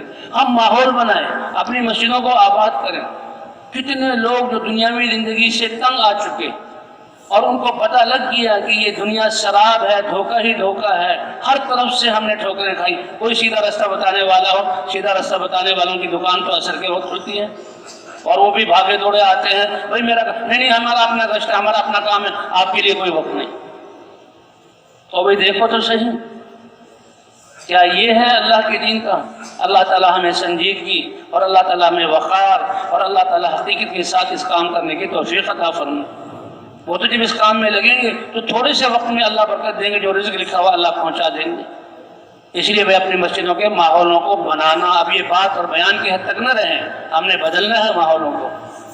ऐसे मस्जिदों के माहौलों को बनाना कि हमारे बाजार भी मस्जिद में जो कैफियत ईमान वाली होती है ऐसे हो जाए, ताजिर तोलते हुए उसको यकीन हो कि अल्लाह देख रहा है और मेरे इस कम तोलने पर अल्लाह ने जो फरमा हलाकत है कम तोलने वालों के लिए, इसके डर से वो पूरा तोले बल्कि झुकता तोले। साहबा फरमाते हैं ऐसा माहौल बन गया था, कहाँ तो वो बुत परस्त थे, कहाँ हुजूर की वजह से ऐसा माहौल बना कि बाजारों में बैठते हुए भी और खरीदो फरोख्त करते हुए भी, नफ़ा आते हुए जाते हुए भी एक सेकंड और लम्हे के लिए दिल अल्लाह की याद से गाफिल नहीं होता था। अल्लाह ने दुनिया कुरान में गवाही दी, तिजारुन ला तुल्हीहिम तिजारतुन वला बैउन अन ज़िक्रिल्लाह। क्या उनके अखलाक थे, क्या उनके मामलात थे। हज़रत जरीर रज़ी अल्लाह तआला अन्हु सहाबी हैं और इनका एक अजीब वाक़या लिखा है हदीस की किताबों में। इन्होंने घोड़े की ज़रूरत हुई, अपने ग़ुलाम से कहा कि बेटा तुम बाजार जाओ, कोई घोड़ा बेचने लाया हुआ हो तो अच्छा घोड़ा लगे तो खरीद लेना। ग़ुलाम ने कहा अच्छा। अब ये सहाबी रसूल है। अब घोड़ा, अब थोड़ी देर बाद आए तो देखा कि ग़ुलाम आया है, ये घोड़ा ले आया हूँ, घोड़े के मालिक को भी ले आया हूँ। हज़रत जरीर रज़ी अल्लाह तआला अन्हु ने घोड़े को देखा, बहुत उम्दा घोड़ा है। कहा भाई कितने का लिया? कहा जी 300 दिरहम का लिया। 300 दिरहम। वाह भाई वाह, घोड़ा बहुत उम्दा है, बड़ा अच्छा है, 300 दिरहम। उस मालिक से कहते हैं ठहरो ठहरो, कितने का बेचा, कितने की बात? कि जी 300 पर बात आखिर होगी मेरा अजीम। कहा नहीं भाई तुम्हारा घोड़ा तो कीमती है, ये बताओ 400 का बेचोगे? अब वो हैरान हुआ कि मैं 300 का बेच चुका हूँ। कहते हैं 400 का बेचोगे? क्यों नहीं जी, 400 का, ये तो मेरे लिए खुशी की बात है। کہ نہیں تم 400 کا نہیں 500 کا بیچو گے. اب یہ عجیب بات ہے کہ دنیا والوں کی عقل کے خلاف، لیکن یہ ایسی فکر ہے کہ اللہ اس پر فخر فرما رہے ہیں. اور یہ ہے وہ چیز ہے ماحولوں کو بدلنے والی. تو 300 400 کا بیچو گے؟ اس نے کہا جی ضرور. 500 کا بیچو گے؟ تو وہ تو اور نحال ہو گیا. 600 کا بیچو گے؟ ارے یہ کیا کہہ رہے ہیں آپ، میں نے تو 300 کا دیا. نہیں تم 700 کا بیچو گے؟ نہیں تم 800 کا بیچو گے؟ اب وہ تو حیران کہ 300 کے اوپر 500 درہم. کہا مجھے کیا ہے، یہ آپ کا تمہارے گھوڑے کی قیمت 800 روپے تھی اور تم نے اپنی مجبوری یا باتوں کے حالات کے 300 لائے، اس کی قیمت 800 روپے ہے، 800 درہم ہے، میں 800 درہم میں خریدوں گا. 800 درہم دیے اور گھوڑے کو لے آئے. جب ایسے اچھے جذبات ہوں تو بتاؤ اس دنیا میں رہنے والا کون بے چین اور پریشان رہ سکتا ہے؟ یہ مسلمانوں کے حالات ہیں. حالانکہ بالکل جائز، وہ خوش تھا. 300 مل گئے، میں 300 لے کے جا رہا ہوں. نہیں 400، نہیں 500، نہیں 600. نہیں دنیا والوں کو بتاؤ ان کے بارے میں کیا فتویٰ لگائیں گے؟ یہ پیسے مقصود تھوڑی ہیں. جس کا جتنا حق ہے وہ اس کو دینا. یہ تو اللہ کی رضا مقصود ہے. اللہ بھی دیکھ رہے ہیں. یہ 500 جو زائد دیے اللہ کے لیے دیے، اور اللہ کے لیے کھجور کا ایک ٹکڑا دینا جہنم کی آگ سے بجھا سکتا ہے. اللہ کتنا دیں گے؟ تو وہی ہمارا معاشرہ، ماحول کو بنانا. اب مرکزوں میں مسجدوں میں دیکھیں بھری ہوئی، بازاروں میں دیکھیں تو دین ایمان کا کوئی پتہ ہی نہیں لگتا. تو ہم نے بازاروں کے ماحول کو بدلنا، اسپتالوں کے ماحولوں کو بدلنا. اور آپ نے اپنے گھر میں تو میرے بیوی بچے ہیں، میرا خون ہے، میری نسل ہے. اب گھروں میں بازاروں والے نقشے اور چیزوں والا یقین اور دنیا کے لیے باتیں، کب تک ہم اس میں دھوکے میں پڑے رہیں گے؟ گھروں کے ماحولوں کو بدلنا. یہ مسلمان مائیں، یہ تو سب سے پہلا معلم ہے ہماری نسل کا. یہ علم 5-6 سال کے بعد اور دنیا کی جو فنون بتلانا، علم وَعْلَمْ أَنَّهُ لَا إِلَهَ إِلَّا هُوَ، سب سے پہلا علم یہ ہے کہ بچے کو یہ یقین ہو کہ اللہ کے علاوہ کوئی عبادت کے لائق نہیں ہے. سب سے پہلا بول جو سمجھے وہ یہ سمجھے کہ ماں نے یہ بتایا کہ بھوک لانے والے اور پیٹ کو سیر کرنے والے، پیاس لگانے والے، سیراب کرنے والے، بیماری دینے والے، صحت دینے والے، نفع پہنچانے والی ذات کون سی ہے؟ اللہ کی ہے. نہ یہ کہ سورج کی گرمی سے کیسے فائدہ اٹھائیں، اور مٹی کے جو ہے مٹی سے گھروں کے گھروندے کیسے بنائے، اور جو ہے چمڑے پر محنت کر کے جوتے کیسے بنائے، کپاس کے محنت کر کے. یہ ایک فنون ہے، ایک ضرورت کی چیزیں بقدر ضرورت لگنا ہے. لیکن علم کی ابتدا لا الہ الا اللہ سے ہوتی ہے. اس لیے مسلمان ماں باپ کی غیرت کے خلاف ہے کہ بچے کے منہ سے کچھ اور نکلے. سب سے پہلا کلمہ لا الہ الا اللہ. اور جس کا پہلا کلمہ لا الہ الا اللہ ہوگا اور دنیا سے جاتے وقت لا الہ الا اللہ ہوگا، کوئی چیز جنت میں داخل ہونے سے اس کو روک نہیں سکتی. علم تو ہمارا بچوں گھروں کے ماحول کو بنانا. یہ مسلمان مائیں جتنے بھی ہمارے ائمہ محدثین ہیں، بڑے امام بخاری، ان کی تربیت ان کی والدہ نے کی. اور قصہ یاد آ گیا ابن سیرین کا کہ وہ مسجد میں اللہ کی بات میں لگے. بچہ آیا 10-12 سال کا اور اس نے نماز پڑھی. اس بچے کا قیام، رکوع، سجدہ میں اعتدال اور اللہ کی طرف استحضار ایسا کہ ابن سیرین کا دل کھینچ لیا. کہنے لگے بھائی اس بچے سے تو معلوم کیا جائے کس خاندان کا یہ چشم و چراغ ہے، کس ماں باپ نے اس کی تربیت کی ہے. جب نماز سے فارغ ہو گئے، بلایا بیٹا ادھر آؤ، کیا نام ہے؟ یہ نام ہے. تمہارے ابا کا کیا نام ہے؟ یہ نام ہے. ابا کیا کام کرتے ہیں؟ کہ جی ابا تو اللہ کے پاس پہنچ گئے، میں تو یتیم ہوں. بس ایک دم اچانک اتنا پیارا بچہ، ایسی پیاری نماز، اور یہ یتیم، اس کی خدمت تو میری سعادت ہے. بیٹا تمہیں کسی قسم کی تکلیف نہ ہو اور تم کسی قسم کی پریشانی میں مبتلا نہ ہو، میری ذمہ داری میں تمہیں لینا چاہتا ہوں. کیا تم میری کفالت میں آنا پسند کرو گے؟ آج کل کے حالات دیکھے جائیں اور اس زمانے کے بچے کیا کہتا ہے؟ بزرگوار، چچا جان، 4 شرطیں ہیں، اگر آپ وہ پوری کر لیں تو میں کوئی حاجت نہیں. کہ کیا ہے؟ کہ بھوک لگے تو کھانا دیں گے، بالکل دوں گا، سب سے اچھا دوں گا. پیاس لگے تو پانی بھی پلائیں گے، کہ بالکل یہ تو میری ذمہ داری ہے. اور کپڑوں کی ضرورت ہے، کپڑے بھی اچھے کپڑے دوں گا. اگلی بات جو کی کہ جب میں بیمار ہوں تو شفا بھی آپ دیں گے. بیٹا بیماری بھی اللہ بھیجتے ہیں، شفا دینے والا بھی کون ہے؟ اللہ ہے. اچھا میں مرنے لگوں تو زندگی بھی آپ عطا کر دو گے، کبھی بھی اب شفا نہیں دے سکتا تو زندگی کیسے؟ تو پھر کیوں اپنی ذمہ داری میں لیتے ہیں؟ مجھے اسی اللہ کی ذمہ داری میں رہنے دیں جو کھلا بھی رہا ہے، پلا بھی رہا ہے، جو شفا بھی دیتا ہے اور جو قیامت میں مجھے زندگی بھی دے گا، اسی کی کفالت۔ شاباش ہے اس ماں کو جس نے بیوہ ہوتے ہوئے بچے کی یہ تربیت کی ہے۔ یہ عورتیں کوئی معمولی ہیں، ہم نے سمجھا ہوا گھر کے کام کاج کے لیے، یہ ہمارے بچوں کی نسل کی تربیت، یہاں سے تربیت شروع کی، علم یہاں سے ملتا ہے۔ بچپن سے دائیں کروٹ پر سونا ہے، بچپن سے دعائیں بچے یاد کرتے ہیں، بچپن سے کھانے کے آداب، بڑوں کے سامنے بیٹھنے کے آداب، گھر میں داخل ہونے کی دعا، سلام کرنے کے آداب، کیا کچھ نہیں حضور صلی اللہ علیہ وسلم نے سکھایا، باریک باریک باتیں۔ بچہ یہ گھروں سے مائیں تربیت کرنے والی ہے، کب ہوگا؟ جبکہ ہماری ذمہ داری ہے گھر کا ماحول ایسا بنائے، ہم بتائیں کہ ہم آخرت والے ہیں، ہم بتائیں کہ ہمارا دین کتنا پیارا ہے، ہم بتائیں کہ حضور کی سنتیں کیا ہیں، کہ ایک ایک سنت کی قیمت کا جو حضور صلی اللہ علیہ وسلم جہاں آرام فرما رہے ہیں، جو آپ کا جسم جو ہے مٹی سے مل رہا ہے وہ اللہ کو عرش سے زیادہ محبوب ہے، تو جو آپ کی سنتیں اور ادائیں ہیں وہ اللہ کو کتنی محبوب ہوں گی، اور جس بچے میں یہ ادائیں آ جائیں گی وہ اللہ کے ہاں کتنا محبوب ہوگا۔ لیکن ہم تو دنیا کی جھوٹی عزت چاہتے ہیں، تو بھئی اللہ اس دھوکے سے ہمیں نکال دے۔ تو اس محنت کو کرتے ہوئے مسجدوں کا ماحول بنانا ہے اور اپنے گھروں کا ماحول بنانا ہے، اپنی نسل پر رحم کھانا ہے۔ یہ اے اللہ ہم نے ظلم کیا، کیا مطلب؟ اے اللہ میں نے خود اپنی جان پر ظلم کیا، تیری دی ہوئی زندگی کا سرمایہ اور یہ سانسوں کا سرمایہ، ایک ایک سانس سے تیری رضا حاصل کرتے، وہ تو ہم نے نفس کے خواہشات پورا کرنے میں لگا دیا۔ الحمدللہ کپڑے بھی اچھے ملنے لگے، نوکری بھی مل گئی، گھر بھی بن گیا، گاڑی بھی مل گئی، یہ سب کچھ کیا ہوا؟ صلاحیت کو ان چیزوں کے، یہ جو لکھا ہوا یہ قسمت میں لکھا ہے ملنا تھا، لیکن ہم نے اپنی صلاحیت کو کہاں لگایا؟ اس لیے اے اللہ ہم نے خود اپنی جانوں پر ظلم کیا، اے اللہ معاف فرما دے۔ اور جب ہم دین والے ہو کر دین کی محنت نہ کی اور دین کو نہ اپنایا تو دوسروں کے لیے رکاوٹ بنے، اے اللہ ہم نے دوسری انسانیت پر بھی ظلم کیا، اور ہماری نسل کی ذمہ داری ہمارے ذمے، اے اللہ ہم نے اپنے نسل کو جو ہے وہ پیغام نہ دیا، بلکہ نسل کو ایسے لوگوں کے حوالے کیا جو دنیا کا یقین ان کے دلوں میں بٹھا دیں۔ یہ علم ملنے کے لیے یہ مدارس، یہ تو علم کی تکمیل اور علماء، اور انسان اپنے زندگی اللہ کے احکام کے مطابق کرے، یہ سیکھنا سکھانا تو آمنے سامنے۔ اس کے لیے کتابوں قلم اور اسی کے لیے جو ہے استاد شاگرد بننا نہیں، کلمہ آتا ہے کلمہ سکھاؤ، سبحانک اللہ آتی ہے سبحانک اللہ سکھاؤ، جی ہاں وضو کے احکام سکھاؤ۔ بھائی سیکھتے ہیں کہ نہیں اللہ کے راستے میں نکل کر؟ اور ہم بڑی عمر میں ہم نے کتنا کچھ سیکھا کہ نہیں سیکھا؟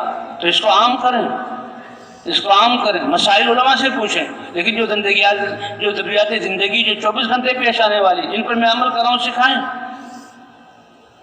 تو بھئی یہ محنت کے اعمال ہیں، اللہ کی طرف بلانا، آخرت کی طرف بلانا، اعمال کی طرف بلانا، اور پوری دنیا کی نیت کر کے اور پوری دنیا کو مخاطب کر کے، اور نمازوں کو بنانا، نمازیں بنی تو سارے اعمال بن جائیں گے، اور ذکر کر کے اللہ کا دھیان، یہ اتنا بڑا حوصلہ، اللہ مجھے دیکھ رہا ہے، اللہ میری سن رہا ہے، اللہ میرے ساتھ ہے۔ جب اللہ میرے ساتھ ہے تو اب پرواہ کس بات کی؟ میں دعا کروں گا، اللہ سے مانگوں گا، جو چیز مانگ رہا ہوں اگر میرے فائدے کی اللہ ضرور دیں گے، اگر فائدے کی نہیں ہے تو اللہ جو ہے اس کے بدلے کوئی مصیبت دور کر دیں گے اور کوئی نعمت دے دیں گے، یہ اللہ اس دعا کو اپنے پاس جمع کر کے آخرت میں رکھیں گے۔ اس لیے دعا کے بعد مجھے اطمینان ہو کہ اس کا اجر مجھے ضرور ملے گا، چاہے اسی نعمت کے صورت میں ملے، اللہ جانتے ہیں کہ یہ فائدہ مند ہے، یا اس کے بدلے میں کوئی اور نعمت مل جائے، دعا میری ضائع نہیں گئی، اور یا اللہ کو بہت زیادہ محبوب ہے، ان دعاؤں کو اللہ جمع کریں گے، قیامت میں بلا کے بندے سے کہیں گے تو نے فلاں چیز مانگی تھی نہیں ملی، یا اللہ نہیں ملی، کیسے نہیں ملی؟ مجھ سے مانگا ہے، میں داتا ہوں، یہ جنت کا درجہ تمہاری دعا کے بدلے میں ہے۔ اس لیے کبھی بھی مسلمان کو یہ نہیں کہنا چاہیے میں تو مانگ رہا ہوں اور مجھے ملا نہیں۔ کوئی انسان سے مانگ رہے ہیں، کسی بادشاہ سے مانگ رہے ہیں جو دیکھتا ہے کہ کہیں میرا خزانہ کم تو نہ ہو جائے، یہ اس اللہ سے مانگنے سے خوش ہوتا ہے اور جو دے کر خوش ہوتا ہے اور بغیر مانگے بھی عطا کرتا ہے۔ تو وہی گھروں کے ماحولوں کو بھی بنائیں گے نا انشاءاللہ، اور دعاؤں کا اہتمام بھی کریں گے نا انشاءاللہ، تو اللہ بقیہ زندگی اس مقصد کو سامنے رکھ کر اس محنت کو مقصد بنا کر کرنے کی توفیق عطا فرمائے۔ تو بھئی ایسے ساتھی کہ جو چلے کے لیے نکلے تھے وہ کہیں 4 مہینے لگا کر میں جاؤں گا، ایسے ساتھی ذرا کھڑے ہو جائیں، جی ہاں، چلے سے 4 مہینے کرنے والے، چلے سے 4 مہینے کرنے والے، چلے سے 4 مہینے کرنے والے، چلے سے 4 مہینے کرنے والے، اللہ کو دکھلانے والے۔ اے اللہ تیری بات پر بھروسہ کر کے تیری نیوی کی بجائے نبی کی محنت اور ساری انسانیت اور اقتدار اور خاندان کے بھلے کے لیے نہیں 4 مہینے